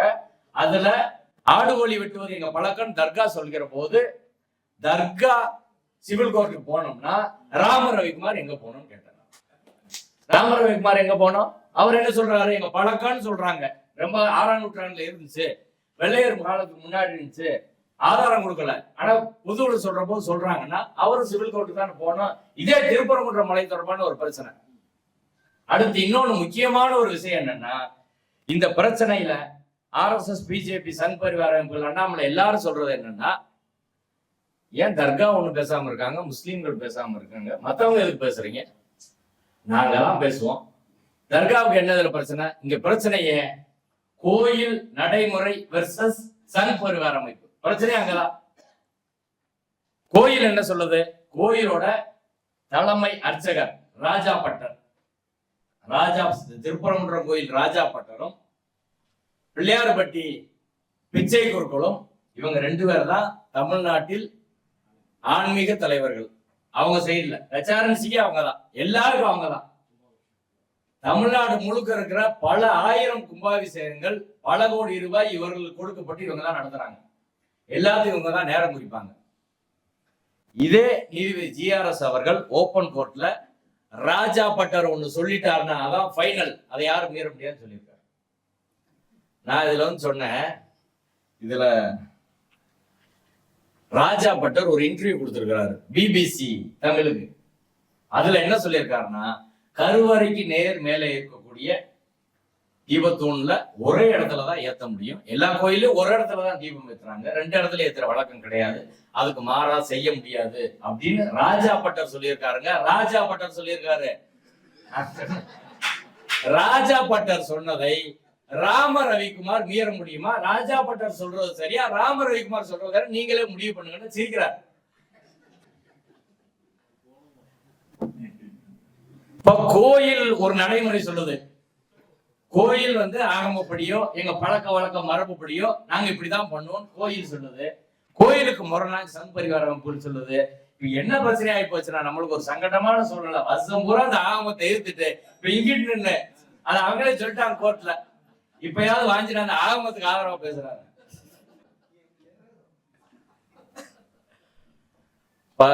ஆகமப்படி நீங்க தானே இதுவரை சொன்னீங்க, இதுவரை உள்ள எல்லா வழக்கு 1971 இருந்து அனைத்து சாதி அச்சையர் வழக்கு, சேசம்மாள் வழக்கு, ஆதித்தன் வழக்கு, அதுக்கப்புறம் 2வது அர்ச்சகர் வழக்கு 2015 ஆதி சிவாச்சாரியார் வழக்கு, அதுக்கப்புறம் இங்க மெட்ராஸ் ஹைகோர்ட்ல நடந்த அர்ச்சகர் வழக்கு, இன்னைக்கு உச்ச நீதிமன்றத்துல சுந்தரேஷ் அவர் பெஞ்ச் முன்னாடி இருக்க வழக்கு, சிதம்பரம் நடராஜர் கோயில் வழக்கு, எல்லா வழக்குலையும் இவங்க சொன்னது என்னன்னா, ஆகமம், கோயில், பழக்கம், வழக்கம், மரபு. இதே நீதிபதி GRS முன்பாக அனைத்து ஜாதி அர்ச்சகர் நியமனத்துல திருச்சி வயலூர் முருகன் கோயில 2 நான் பிராமண அர்ச்சகர் போடுறாங்க, தோழர் கூட கூட்டம் நடத்துறாங்க. அதுல அந்த பரம்பரை அர்ச்சகர்கள், அங்க உள்ள பரம்பரை பிராமண அர்ச்சகர்கள் அவங்க வந்து வழக்கு போடுறாங்க. இதே நீதிபதி GRS தான் வருது. வருகிற போது அவங்க என்ன சொல்றாங்கன்னா, நாங்க இந்த பரம்பரையில் தான் வந்தோம், கௌசிய முனிவர் பறவையில் வந்து அந்த முனிவர் 4 ரிஷி வழியில் வந்து எங்களை தவிர வேற யாரும் நியமிக்க கூடாது அப்படின்னு அவங்க வழக்கு போடுறாங்க. இப்ப வந்து வாதம் வருகிறது. முதல்ல ARL சுந்தரேசன் மூத்த வழக்கறிஞர், இன்னைக்கு சென்ட்ரல் கவர்மெண்ட் அட்வொகேட்டா இருக்காரு, அவர் சொல்றாரு, யாராவது முறையா படிச்சு தகுதியா இருக்காங்களோ அவங்களாம் கருவறைக்குள்ள போகலாம் அப்படின்னு. இப்ப GRS கேட்கிறாரு, to you know I am Smartha Brahmin, even I will not enter the sanctum sanctum. நானே சுமார்த்த பிராமின், நானே கருவறைக்குள்ள போக முடியாது, நீங்களே எல்லாம் போகலான்றீங்க. அடுத்து அஜ்மல் கான் சொல்றாரு, அவர் பேச ஆரம்பிச்சாரு. சரி அஜ்மல் கான், அப்ப முஸ்லீம் கிறிஸ்டின்லாம் உள்ள விட்டுறலாமா கருவறைக்குள்ள அப்படின்னு அவர் நின்ட்டார். மூணாவதா நான் எந்திரிச்சு சொன்னேன், இல்ல அவங்க இது மாதிரி அந்த 4 முனிவர் பரம்பரைன்றாங்க, நாங்க கௌதம முனிவர் பரம்பரை. கௌதம முனிவர் பரம்பரையில கடைசியா நாங்க இருக்கிறோம். நாங்க அதனால நாங்களும் பூஜை செய்யலாம் அப்படின்னு சொன்னோம். How do you say that? Are they Brahmins? அவங்க பிராமணான்னு கேட்டார். பிராமன் இல்ல. Then how do you say that? அவங்க எப்படி சொல்றாங்களோ அப்படிதான். அவங்க பரம்பரை, அவங்க அப்பா அம்மா எல்லாம், தாத்தா எல்லாம், மூதாதையர் சொல்லி இருக்கிறாங்க. எங்களுக்கு அப்படிதான் சொல்லி இருக்கிறாங்க. அவங்க எவிடன்ஸ் கொடுத்தா நாங்களும் எவிடன்ஸ் கொடுக்குறோம் அப்படின்னு. அவர் பயங்கர கோபம் தாங்க முடியல. Are you going to withdraw or not? சொன்னேன். I will not withdraw. Then you will face the consequences. Yes, I am ready to face the consequences. சொன்னேன். பேசாமட்டார். அதுக்கப்புறம் கேஸை நடத்தணும். கேஸை நடத்தி உச்சநீதிமன்ற தீர்ப்பு எல்லாம் கொடுத்து எல்லாம் பேசி முடிச்ச பிறகு ஆமா அப்படின்ட்டு வச்சுட்டு அதுல என்ன நினைச்சுன்னா, அதுக்கப்புறம் ஒரு 3 மாசம் அந்த தீர்ப்பை சொல்லாம வச்சிருந்தேன். ஏன்னா அவர் தீர்ப்பு சொன்னா அடுத்த அப்பீல் போனா ஒரு பெஞ்ச் ஸ்டே கொடுத்த உறுதியா கொடுக்கவே இல்லை. 3 மாசம் கழிச்சு தீர்ப்பு சொல்றாரு. அப்புறம் நம்ம பார்த்தோம் அடுத்த பெஞ்ச் சரியில்லை, நம்ம 3 மாசம் அப்பீல் போடல, அடுத்து வர்ற பெஞ்ச்ல போட்டு ஸ்டே வாங்கிட்டோம். இப்ப ஸ்டே பெண்டிங் இருக்கு. இப்படிதான் கோர்ட் நடக்குது. நீங்க ஏதோ நம்பிட்டு இருக்கீங்கன்னு நினைக்கிறேன். அது அப்படி பெண்டிங் இருக்கு. அப்ப அதே போல இந்த வழக்கு, கரூர் வழக்கு எல்லாருக்கும் தெரிஞ்ச எச்சிலை வழக்குலயும் அதே போலதான் நடந்துச்சு. முதல் நாள் ஆர்டர் போட்டு அதை நடைமுறைப்படுத்த விட்டாரு. அப்புறம் நம்ம அப்பீல் போட்டு அந்த உத்தரவை செட்டசைட் பண்ணி நீதிபதி GR சாமிநாதன் அவர்கள் ஜுடிஷியல் டிசிப்ளின் இன்டிசிப்ளினா நடந்துகிட்டாருன்னே அதுல ஃபைண்டிங்ஸ் வாங்கி அந்த உத்தரவு என்பது ரத்து செய்யப்பட்டு உச்ச நீதிமன்றத்தில் அந்த வழக்கு நிலுவையில் இருக்கு. ஸ்டே கிடையாது. அதனால அந்த எச்சிலை சடங்கு தடை செய்யப்பட்டு இருக்கிறது. இப்ப இந்த வழக்கு விசாரணை நடந்த முறை, அடுத்து அந்த தீர்ப்பு, அந்த தீர்ப்புல கடைசியா அவர் சொல்றது என்னன்னா, இந்த வழக்கம் இதெல்லாம் இருக்கட்டுங்க, அந்த சொத்து கோயிலுக்கு சொந்தம், அதனால தீபம் ஏத்துங்க. எங்க வந்துட்டாங்க பாருங்க. சொத்து கோயிலுக்கு சொந்தம் இல்லைன்னு கோயில் கோர்ட்டுக்கு வந்தாங்களா? யாராவது சொன்னாங்களா? எங்கேயாவது அந்த டிஸ்பியூட் இருக்கா? அவன் சொத்துக்காரங்க 2 பேரும் ஒண்ணு சொல்லல. யாரோ ஒருத்தர் வழக்கு போடுறான். அது நீங்க இந்துக்கள் எல்லாம் சொத்தை நீங்க பாதுகாக்கணும்ல, அதனால அது கோயில் சொந்தமான சொத்தை எப்படி கண்டுபிடிச்சாரு? ஏற்கனவே ஒரு நீதிபதி எல்லை அளக்கணும்னு சொல்லியிருக்காரு. அவங்க சொத்துன்னு எப்படி கண்டுபிடிச்சாருன்னா, அதை கண்டுபிடிச்ச முறையா இருக்க யாரும் அப்படி ஒரு கண்டுபிடிக்க முடியாது. கோர்ட்ல கேட்கிறாரு, யாராவது சொல்லுங்க, ஆனா யார் கவர் பண்ணா? அன்னைக்கு அந்த தூணை யார் கவர் பண்ணா? எல்லாரும் பேசாம இருக்கோம். கோயில் அட்வொகேட்டை பார்த்து சொல்லுங்க, யார் கவர் பண்ணா? நாங்க தான் கவர் பண்ணோம். அப்ப சொத்து உங்களுக்கு தான் சொந்தம். இப்படிதான் கண்டுபிடிச்சாரு. சரி, தர்காவை காம்பவுண்ட் இருக்கா? கவர் பண்ணான்னா அந்த இப்ப இந்த சர்வே கல் சொல்றாங்கல்ல, அத சுத்தி 4-5 கட்டைகளை வச்சு அடைக்கி போலீஸ் பாதுகாப்புன்னு நிக்கிறாங்க. போலீஸ் பாதுகாப்பு நிக்கிறதா அவர் கேட்கிறாரு. சுத்தி கட்டையெல்லாம் வச்சு யார் இது பண்ணது அப்படின்னா, கோயில் சொல்றாங்க நாங்க தான். தர்காட்லாம் அந்த பக்கமே விடல. போலீஸ் பாதுகாப்பு போட்டு ஏதாவது பிரச்சனையான்னு விட மாட்டாங்க. அதனால அவங்க 4 கட்டை அடிக்க வச்சதை கேட்டு, அப்ப நீங்க தான் எடுக்கிறீங்க, நீங்க தான் அதுக்கு ஓனர் அப்படின்றாரு. அடுத்து கேட்கிறாரு, இந்த தர்காவை காம்பவுண்ட் இருக்கா? ஆமா. போலீஸ் சொல்றாரு, அங்க ஒரு எஸ்ஐ வந்திருந்தாரு, காம்பவுண்ட் இருக்குங்க. அந்த காம்பவுண்ட்ல இருந்து அந்த தூண் எவ்வளவு தூரத்துல இருக்கு? ஒரு 40-50 மீட்டர் இருக்குங்க. அப்புறம் என்ன, 15 தானே சொல்லியிருக்காங்க. அப்ப ரைட்டு, ஓகே போதும். இது 2 வச்சு 15 மீட்டருக்கு அப்பான்னு சொல்லியிருக்கு. கோயில் கவர் பண்ணியிருக்காங்க. அவங்களுக்கு சொந்தமான சொத்து. இதான் தீர்ப்பு. அப்ப இந்த தீர்ப்பை நீங்க படிச்சீங்கன்னா, இது தீர்ப்பல்ல, நீதிபதியோட ஒப்பீனியன் தெரியும். நீதிபதிகள் தீர்ப்பு கொடுக்கலாம், ஒப்பீனியன் கொடுக்க முடியுமா சொல்லுங்க? எங்காவது நீதிபதிகள் ஒப்பீனியன் கொடுக்க முடியுமா? பாபர் மசூதி வழக்குல ஒப்பீனியன் தான் கொடுக்குறாங்க, தீர்ப்பு கிடையாது. இதே வார்த்தையை எந்த வழக்குல சொல்லியிருக்காங்க? கரூர் எச்சிலை வழக்குல 2 நீதிபதிகள் சொல்லியிருக்கிறாங்க. அதை நாங்க தீர்ப்புன்னு சொல்லப்படுற அதை நாங்க முழுசா படிச்சோம். அது தீர்ப்பு கிடையாது, ஜஸ்ட் ஒப்பீனியன். நீதிபதியோட ஒப்பீனியன். இதுவும் நீதிபதியோட ஒப்பீனியன் தான். அவர் போய் பார்த்துட்டு வந்தது, அவர் விரும்பினது எல்லாத்தையும் அங்க எழுதி இருக்கிறாரு. ஒப்பீனியன் எப்படி தீர்ப்பாக முடியும்தான் நம்ம கேள்வி. அந்த வழக்கு நடந்த முறை, அந்த வழக்கின் தீர்ப்பு எல்லாமே அரசியல் சட்டத்துக்கு விரோதமாக ஏற்கனவே நீதிமன்ற நடைமுறைகளுக்கு முரணா தான் அது நடந்திருக்கு. அடுத்து கண்டெம்ட். 1ஆம் தேதி ஆர்டருங்க. 1ஆம் தேதி ஆர்டர். அன்னைக்கு அவர் போர்ட்போலியோ கிடையாது, ஆனா ரிசர்வ் பண்ணி வச்சதுனால ஆர்டர் போடுறாரு. என்ன சொல்றாரு? 3ஆம் தேதி போய் தீபம் ஏத்தன்னு சொல்றாரு. 3ஆம் தேதி எப்ப தீபம் ஏத்தணும்? பொதுவா 6 மணிக்கு. 6 மணி 12:45 அவர் கோர்ட்ல போய் ராமரவிக்குமார் வழக்கறிஞர் மென்ஷன் பண்றாரு. மற்றவங்களுக்கு யாருக்கும் தெரியாது. மென்ஷன் பண்ணி கண்டெம்ட் பண்ணிட்டாங்க அவங்க. அப்படியா? உடனே கேஸை நம்பர் பண்ணி போடுங்க அப்படின்னு போட்டு 5 மணிக்கு விசாரணைக்கு எடுக்கிறாரு. அரசு தரப்புல இருந்து வர சொல்லி சொல்றாரு. அரசு தரப்பு ஏஐசி ரவீந்திரன் சொல்றாரு, எங்க அந்த நேரமே என்ன வரல, 6 மணி தானே டைம், அதுக்கு முன்னாடியே கண்டெம்ட் ஃபைல் பண்ண முடியுமா, நாங்க கண்டெம்ட் கமிட் பண்ணிட்டோம் எப்படி முடிவுக்கு வரீங்க அப்படின்னு கேக்குறாரு. ஓ அப்படியோ, சரி ஆரஞ்சுக்கு போடுறேன். ஆரஞ்சுக்கு போட்டு ஆரஞ்சுக்கு வந்தாரு. ராமரவிக்குமாரை மட்டும் கேட்டாரு. கேட்டு என்ன அவங்க ஏற்பாடு பண்ணல, அங்க ஏத்திட்டாங்க இங்க ஏத்தலையா, ரைட், கடன்னு சொல்லி உடனே ஆர்டர் சொல்லி சிஎஸ்ஓ போலீஸை கூப்பிட்டு நீங்க போங்க அப்படின்னு. அதுக்கு முன்னாடி பிஜேபிக்காரன் அங்க 200-300 பேர் திரண்டு அங்க பெரிய சண்டையை உருவாக்கி போலீஸ் அடிச்சு மண்டையை உடைச்சிட்டான். அப்ப அங்க கலவரம் வந்ததுனால 144 போட்டாங்க. 144 போட்ட சூழ்நிலை இவங்க போறாங்க. 144 இருக்கு, கலவர சூழ்நிலை இருக்கு, நாங்க பண்ண முடியாது அப்படின்னு சொல்லிட்டாங்க. சொல்ல முடியாதுன்னா அடுத்த அன்னைக்கு திரும்பி வந்துட்டாங்க. அடுத்த நாள் திரும்ப நீதிமன்றத்துக்கு வருது. திரும்ப வர்ற போது 144 போட்டீங்களோ, ஓ ரைட்டு, இங்க வாங்க, யாரு கலெக்டரா, கலெக்டர் 144 144 நீங்க இப்படி போட முடியாது, கடகடன்னு கூப்பிட்டு 144 ரத்து பண்றேன், இன்னைக்கு கமிஷனர் மறுபடியும் போய் ஏத்துங்க. அடுத்து 3ஆம் தேதி ஒரு உத்தரவு, 4ஆம் தேதி ஒரு உத்தரவு, அடுத்து 5ஆம் தேதி திரும்ப வழக்கு போட்டு ரிப்போர்ட் பண்ணுங்கன்னு இப்படி இந்த கண்டெம்ட்ல உத்தரவு போட்டாரு. கடைசியா நேற்றைய தினம் கண்டெம்ட்ல இன்னொரு உத்தரவு போட்டிருக்கிறாரு. அந்த உத்தரவில் என்ன சொல்றாருன்னா, யூனியன் ஹோம் செக்ரட்டரியை பார்ட்டியா சேர்த்திருக்காரு. 2வது ADGP law and order, chief secretary 2 பேரும் 17ஆம் தேதி காணொலி காட்சியில முன்னாடி ஆஜராகணும். கன்னியாகுமரி மாவட்ட கலெக்டர் எஸ்பி உத்தரவு அமல்படுத்தல, திண்டுக்கல் மாவட்ட கலெக்டர் எஸ்பி உத்தரவு அமல்படுத்தல. எல்லாம் கார்த்திகை தீபம், கோயில் பிரச்சனை, சர்ச்சு, முஸ்லீம் மசூதி, இப்படி தொடர்பான 3 வழக்கு எல்லாத்தையும் போட்டு இதெல்லாம் அவங்க செய்யல. அதனால நீங்கள் ரிப்போர்ட் பண்ணுங்க, யூனியன் கவர்மெண்ட் நான் ரிப்போர்ட் கேட்பேன். அதையும் அவரை எப்படி சேர்க்கிறாரு, at the request of the petitioner wants to implead union home secretary. அவங்க தரப்பு வக்கீல், பிஜேபி வக்கீல் விரும்புறாரு, அதனால சேர்த்துட்டு போவோமே. பிஜேபி நாளைக்கு ட்ரம்ப் சேர்க்கணும்னு சொன்னா சேர்த்துருவாரா? ஒரு வழக்குல யார் பார்ட்டி, லா அண்ட் ஆர்டர் யாரோட பொறுப்பு, ஒரு ஸ்டேட்டோட சப்ஜெக்ட் இல்லையா? யூனியன் கவர்மெண்ட்டுக்கு இந்த பிரச்சனைக்கு என்னென்ன சம்பந்தம்? மற்ற வழக்குகளை கலெக்டரும் இவங்கெல்லாம் கமிஷனர் பார்ட்டியே கிடையாது. அந்த 3ஆம் தேதி உத்தரவு அப்படின்றது எப்படி முறைகேடானது? ஏற்கனவே உத்தரவு என்ன போடுறாரு, கோயில் நிர்வாகம் அங்க தர்கா பக்கத்துல விளக்கேற்றன்னு சொல்றாரு. கோயில் நிர்வாகம் 3ஆம் தேதி என்ன சொல்றாருன்னா, ரைட் அவங்க ஏத்தலையா, ராமரவிக்குமார் ஏத்த விடு, ராமரவிக்குமார் ஏத்தட்டும், சிஎஸ்ஓ போலீஸை கூட்டு போங்க.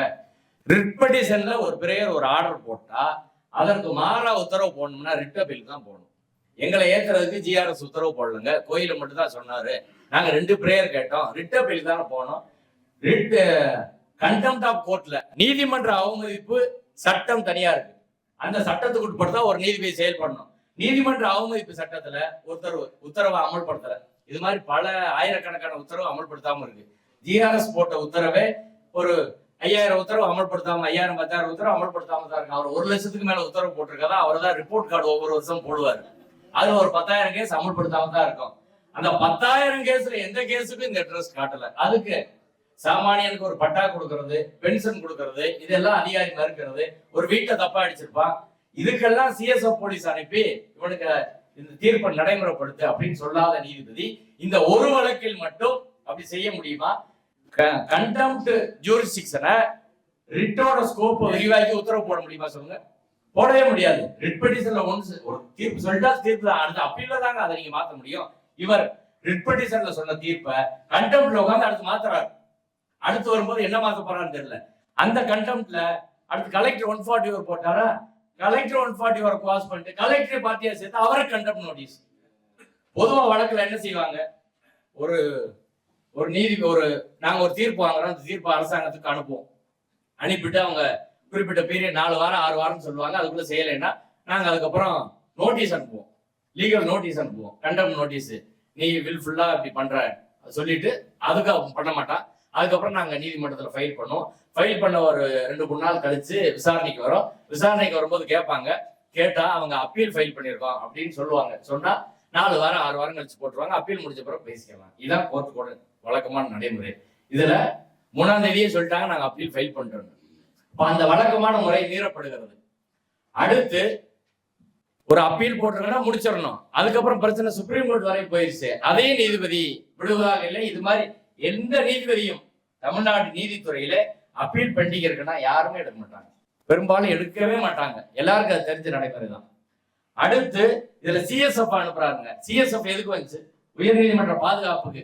அதுக்கு மத்திய தொழில் பாதுகாப்பு படை சட்டம் இருக்கு. அந்த சட்டத்துல பாதுகாப்புக்கு மட்டும்தான் அவங்களை பயன்படுத்தணும் இருக்கு. ஒரு சட்டத்தில் என்ன நோக்கத்திற்காக ஒரு படை உருவாக்கப்படுகிறது அதுக்குதான் பயன்படுத்துறோம். நீதிபதி வேற வேற வேலைக்கு பயன்படுத்த முடியுமா? ஹைகோர்ட் முன்னாடி ஒரு கொலை நடக்குது, சிஎஸ்எஃப் போலீஸ் போய் புடின்னு சொல்ல முடியுமா? மதுரை அண்ணாநகர் இன்ஸ்பெக்டர் ஒரு கேஸ் சரியா விசாரிக்கல, அதனால நான் சிஎஸ்எஃப் அனுப்புறேன் அப்படி சொல்ல முடியுமா? 2 பேர் பாதுகாவலுக்கு தமிழ்நாடு அரசு 2 போலீஸ ஜட்ஜு கொடுத்துருப்பாங்க, இவங்க செய்யல, இவங்களை போய் அனுப்புறேன்னு சொல்ல முடியுமாங்க? யாருக்கு என்ன வேலையை அதான் செய்ய முடியும்? போலீஸ் டிபார்ட்மெண்ட் வேலையை மருத்துவத்துறையை வச்சு செய்ய முடியுமா? ஒரு ஆசிரியர் வேலையை சர்வே டிபார்ட்மெண்ட் வச்சு செய்ய முடியுமா? ஆனா தமிழ்நாடு போலீஸ் செய்ய வேண்டிய வேலை, அது அரசியல் சட்டத்துல செப்பரேஷன் ஆஃப் பவர் எஜுகேஷன் வேலை கவர்மெண்ட் ஸ்டேட்டுக்கு, நீதிமன்றத்துக்கு தனி படையா இருக்கு. ஏன் அரசியல் சட்டத்தை உருவாக்கும் போது அதை அப்படி வச்சாங்க? அதைத்தானே ஃபாலோ பண்ண, அதில் தானே அவர் உறுதிமொழி எடுத்திருக்காரு. இப்ப சிஎஸ்எஃப் அனுப்புனது உச்சபட்ச அத்துமீறல், ஒரு மாநில உரிமையின் மீதான இறையான் மீதான மிகப்பெரிய தாக்குதல் அது. அடுத்த நாள் போடுறாரு, சரி நான் குவாஸ் பண்ணிட்டேன், மறுபடியும் கமிஷனர் போய் ஏத்தணும் அப்படின்னு திரும்ப அடுத்த நாள் போடுறாரு. அடுத்து இந்த உத்தரவு, இவங்களெல்லாம் பார்ட்டியா சேர்த்து இப்ப இந்த யூனியன் ஹோம் செக்ரட்டரி சேர்த்தது எப்பன்னா இம்பீச்மெண்ட் மூவ் ஆனு சேர்க்கிறாரு. இப்ப பாராளுமன்றத்துல எனக்கு எதிராக நீ இம்பீச்மெண்ட் கொண்டு வரையா, ஓகே நான் பாத்துக்கிறேன். இந்த மாநிலத்துல சட்டம் ஒழுங்கு சரி கிடையாது, கான்ஸ்டியூஷன் மெஷினரி செயல் இழந்துருச்சு நான் சொல்ல போறேன். அதுக்கு சென்ட்ரல் கவர்மெண்ட் ரிப்போர்ட்டை வாங்குவேன், ரிப்போர்ட்டை வாங்கி உங்களுக்கு நெருக்கடி பண்ணுவேன். இப்படி செய்ய முடியுமா? இடி அப்படி வேலை செய்யுது, சிபிஐ அப்படி வேலை செய்யுது, எலெக்ஷன் கமிஷன் அப்படி வேலை செய்யுது, கோர்ட் அப்படி வேலை செய்யுது. நான் சொல்லல, நீதிபதி ஹரிபிரதாம் காலில் சொன்னாரு, நம்ம சொல்லக்கூடாது, நீதிபதிகளுக்குள்ள சொல்லிக்கலாம், அவர் மேல வேணா கண்டெப்ட் எடுக்கட்டும். நான் சொல்லல. அப்படி மக்கள் நம்புவாங்களா நம்ப மாட்டாங்களா சொல்லுங்க? இப்ப என்ன, ஒரு தேர்தல் நேரத்துல ஒரு தேர்ந்தெடுக்கப்பட்ட அரசாங்கத்திற்கு நீதிமன்றம் மூலமா நெருக்கடி தரலாமா? பிஜேபி நீதிமன்றம் மூலமா நெருக்கடி தந்தா நீதிமன்றம் அதுக்கு பலியாகலாமா அப்படின்றதான் நாம கேட்கிற விஷயம். இப்ப இந்த தீர்ப்பு மொத்தமாக விசாரணை, கண்டெம்ட் எல்லாமே முறைகேடான முறையில் நடந்திருக்கு அப்படின்றதான் முக்கியமான விஷயம். மற்ற சில விஷயங்களை சுருக்கமா சொல்லி நான் முடிச்சிடுறேன். அடுத்து இன்னைக்கு அதிமுக தீர்மானம் போட்டிருக்காங்க. திருப்பரங்குன்ற விஷயத்துல எடப்பாடி அவர்கள் தீர்மானம், திமுக அரசின் செயலை கண்டிக்கிறோம்னு. எனக்கு தெரிஞ்ச உலகத்துல அவங்க கட்சி தலைவரை கண்டிச்சாலும் பரவாயில்ல, தன்னையே கண்டிச்சுக்கிற ஒரு ஆள் எடப்பாடி தான். எப்படின்னா 2014 தீர்ப்பு வரும்போது அம்மையார் ஜெயலலிதா தான் போலீஸ் மினிஸ்டர், அவங்க எடுத்த முடிவு தான் உச்சி பிள்ளையார் கோயில் தான் நாங்க ஏத்துவோம், வேற இடத்துல மாத்த மாட்டோம் அப்படின்னு அவங்க தான் சொல்லியிருக்காங்க. அவங்க தான் இன்னைக்கு போலீஸ் மினிஸ்டர். சந்தேகம் இருக்கா? போலீஸ் டிபார்ட்மெண்ட் அவங்க தானே இருந்துச்சு. அப்ப அம்மாவை கண்டிச்சு இன்னைக்கு ஒரு தீர்மானம். அடுத்த 2017 அப்பீல் வரும்போது அன்னைக்கு போலீஸ் டிபார்ட்மெண்ட் எடப்பாடிட்டு இருந்துச்சு. தன்னையே கண்டிச்சு ஒரு தீர்மானம் உலகத்துல இந்த கட்சியை தவிர வேற யாரும் போட மாட்டாங்க. ஆமா. அடுத்து மிகப்பெரிய ஒரு பிரச்சனை, அது தீபத்தூணா சர்வே தூணா? தமிழ்நாடு முழுக்க பெரிய ஆராய்ச்சி நடந்துட்டு இருக்கு. 2 பக்கம் எவிடன்ஸ் எடுத்து மாறி மாறி போட்டுட்டு இருக்காங்க. அந்த சைடு எவிடன்ஸ் இல்ல, இந்த சைடு எவிடன்ஸ், அந்த சைடு போடுறான் தினமலர். தினமலர்ல இந்த தீபத்தூண் இருக்கு பாருங்க, தீபத்தூண் உச்சி பிள்ளையார் கோயில் பக்கத்துல இருக்கதான், அதான் இதுன்றான், அதான் இது அப்படின்னு. அப்படி இருந்த நேரம் விட்டுருப்பாரா ஜிஆர்எஸ்? என்ன நடந்திருக்கு இந்த நாட்டுல? அங்க கல்வெட்டு இருந்து இந்த எவிடன்ஸ் இருந்துச்சுன்னா யாரும் என்னைக்கோ அந்த வழக்கு முடிஞ்சு போயிருக்கும். ஒண்ணுமே இல்லாத வழக்கத்தான் கொஞ்சம் கொஞ்சமா டெவலப் பண்ணி இந்த முன்னணி இந்த பிரச்சனையை தொடங்கினது 1990களில். கிட்டத்தட்ட 30 வருஷத்துக்கு மேல தொடர்ச்சியாக முயற்சி பண்ணி திருப்பரங்குன்றத்துல மதுரையிலிருந்து ஒரு ஆள் போல பெட்டிஷன் பாருங்க, திருநெல்வேலி, அங்க எலுமலை, வேற பெட்டிஷனர் கூட வேற ஒரு ஆள். இந்து முன்னணி தோற்று போன ஒரு பிரச்சனையில் நீதித்துறையை வைத்து எனக்கு மறுபடியும் உயிர் கொடுக்க ஒரு பிரச்சனையை கொண்டு வராங்கன்னா அதுக்கு நீதிமன்றம் பலியாகலாமா தான். இது தீபத்தூணா சர்வே தூணா என்பதை பொறுத்து ஒரே ஒரு தகவலை மட்டும் சொல்கிறேன். அப்துல் ஜப்பார்ன்றவர் 18/1/2022 சர்வே ஆஃப் இந்தியா இண்டஸ்ட்ரி அந்த டிபார்ட்மெண்ட்டுக்கு சிக்கந்தர் தர்காவில் மலை உச்சியில் இருக்கக்கூடிய ஜிடி ஸ்டேஷன் நிறுவப்பட்ட தகவல் தந்து உதவுமாறு கேட்டுக்கொள்கிறேன்னு சொல்லிட்டு 1வது தகவல், அந்த ஜிடி ஸ்டேஷன் எந்த ஆண்டு நிறுவப்பட்டது, தகவல் 2 எத்தனை இருக்குன்னு கேட்கிறாங்க. அதற்கு சர்வே ஆஃப் இந்தியா டிபார்ட்மெண்ட்ல இருந்து 24/2/2022 சென்னையில இருக்க எங்க ஆபீஸ்ல மலையில எல்லாம் நனைஞ்சு போச்சு, அதனால டேராடூன்ல ஒரு ஆபீஸ் இருக்கு, அங்க வாங்கி தரோம் அப்படின்னு சொல்றாங்க. ஆனா உண்மையிலே வாங்கி கொடுத்திருக்கா ஒரு நல்ல ஆபீசர் இருக்கான் போல. 21/3/2022 மோடி தான் இப்ப பிரதமர் நினைக்கிறேன், சந்தேகம் இல்லையே. மோடி பிரதமராக இருக்கும்போது சர்வே ஆஃப் இந்தியா டிபார்ட்மெண்ட்ல இருந்து அப்துல் ஜபார் திருப்பரங்குன்றத்துக்காரர் கொடுத்த தகவல் வந்து the information received from GNRB Dehradun is given below சொல்லிட்டு ஒன்னு information number 1 hill stations were established in the years 1808 1809 and 1871 as per records. இது first. ரெண்டாவது 2 number of hill stations are there as per records. 2 hill station அங்க இருக்கு அப்படின்னு சொல்றாங்க. the hill station survey point அப்படின்றதுக்கான ஆதாரமாக இது இருக்கு பாருங்க, இதான் ஒரு ஹில் ஸ்டேஷன் சர்வே பாயிண்ட். அடுத்து இன்னொன்னு உடஞ்சிருச்சு, அதற்கு கீழே இருக்க இந்த மார்க் தான் இன்னொன்னு. இதை ஒரு தடவை இங்க பிரச்சனை பண்ணி ஆர்டிஓ போய் ஆய்வு பண்றாங்க. ஆய்வு பண்ணும்போது இது சர்வே தோன்னு தெரிஞ்சிருச்சு, பேசாம திரும்பி போயிட்டாங்க. அதற்கு ஆதாரமாக கூடுதல் ஆதாரமாக இவர் கேட்ட ஆர்டிஐ தவிர 1899 ஒரு ஆவணம் இருக்கு, சோசியல் மீடியால எல்லாரும் பார்த்திருப்பீங்க. அதுல name of station or point அப்படின்னு போட்டு டிஸ்கிரிப்ஷன்ல போட்டிருக்கிறாங்க, லாங்கிடியூட் லேட்டிடியூட் ஹைட் எல்லாத்தையும் போட்டிருக்கிறாங்க. அதுல சிக்கந்தர் மலை நம்பர் 1 அப்படின்றதுல 50 yards of the mosque on the top of the hill 1871. இது சிக்கந்தர் மலையில் இருக்கக்கூடிய அந்த பகுதியை மட்டும், சிக்கந்தர் தர்கா இருக்கக்கூடிய பகுதியே சிக்கந்தர் மலை, மீது திருப்பரங்குன்ற மலைன்னு அப்போ உள்ள ரெக்கார்ட்ல இருந்திருக்கு. அதுல முதல் ஸ்டேஷன் இது. ரெண்டாவது சிக்கந்தர் மலை நம்பர் 2ன்றதுல a well-known rocky hill about 53 yards in Sikandar மலை. அங்க வந்து எந்த வருஷம்னா 1808 1808-9 ஒரு ஸ்டேஷன், அந்த பாயிண்ட் சர்வே பாயிண்ட்.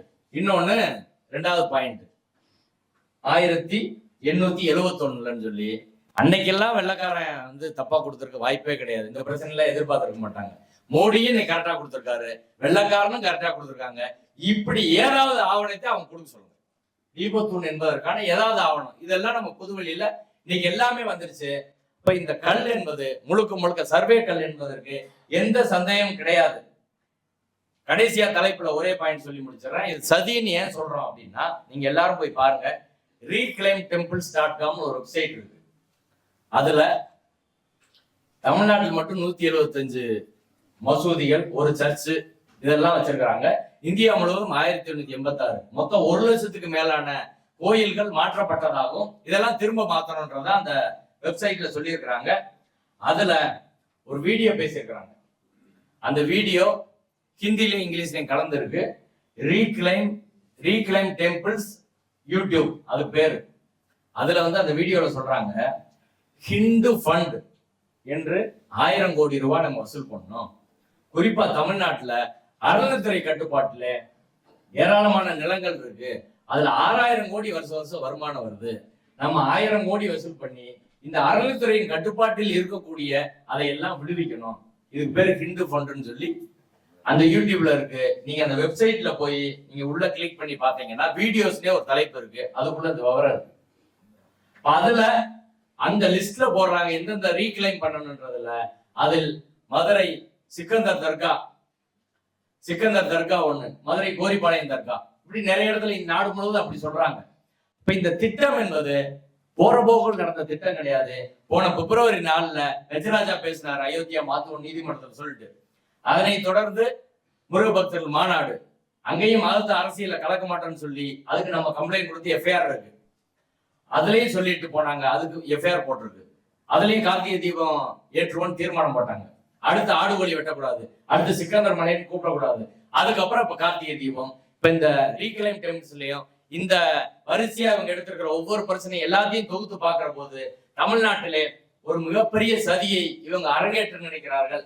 அதற்கு நீதித்துறை முழுக்க முழுக்க பலியாகி கொண்டு இருக்கிறது அப்படின்றதான் சிக்கலான ஒரு விஷயம். எனவே தமிழக மக்கள் இந்த சதியினை புரிந்து கொண்டு இந்த சனாதன சதியினை வீழ்த்த நாம் பெரியார் தடி கொண்டு களத்தில் நிற்போம். நன்றி.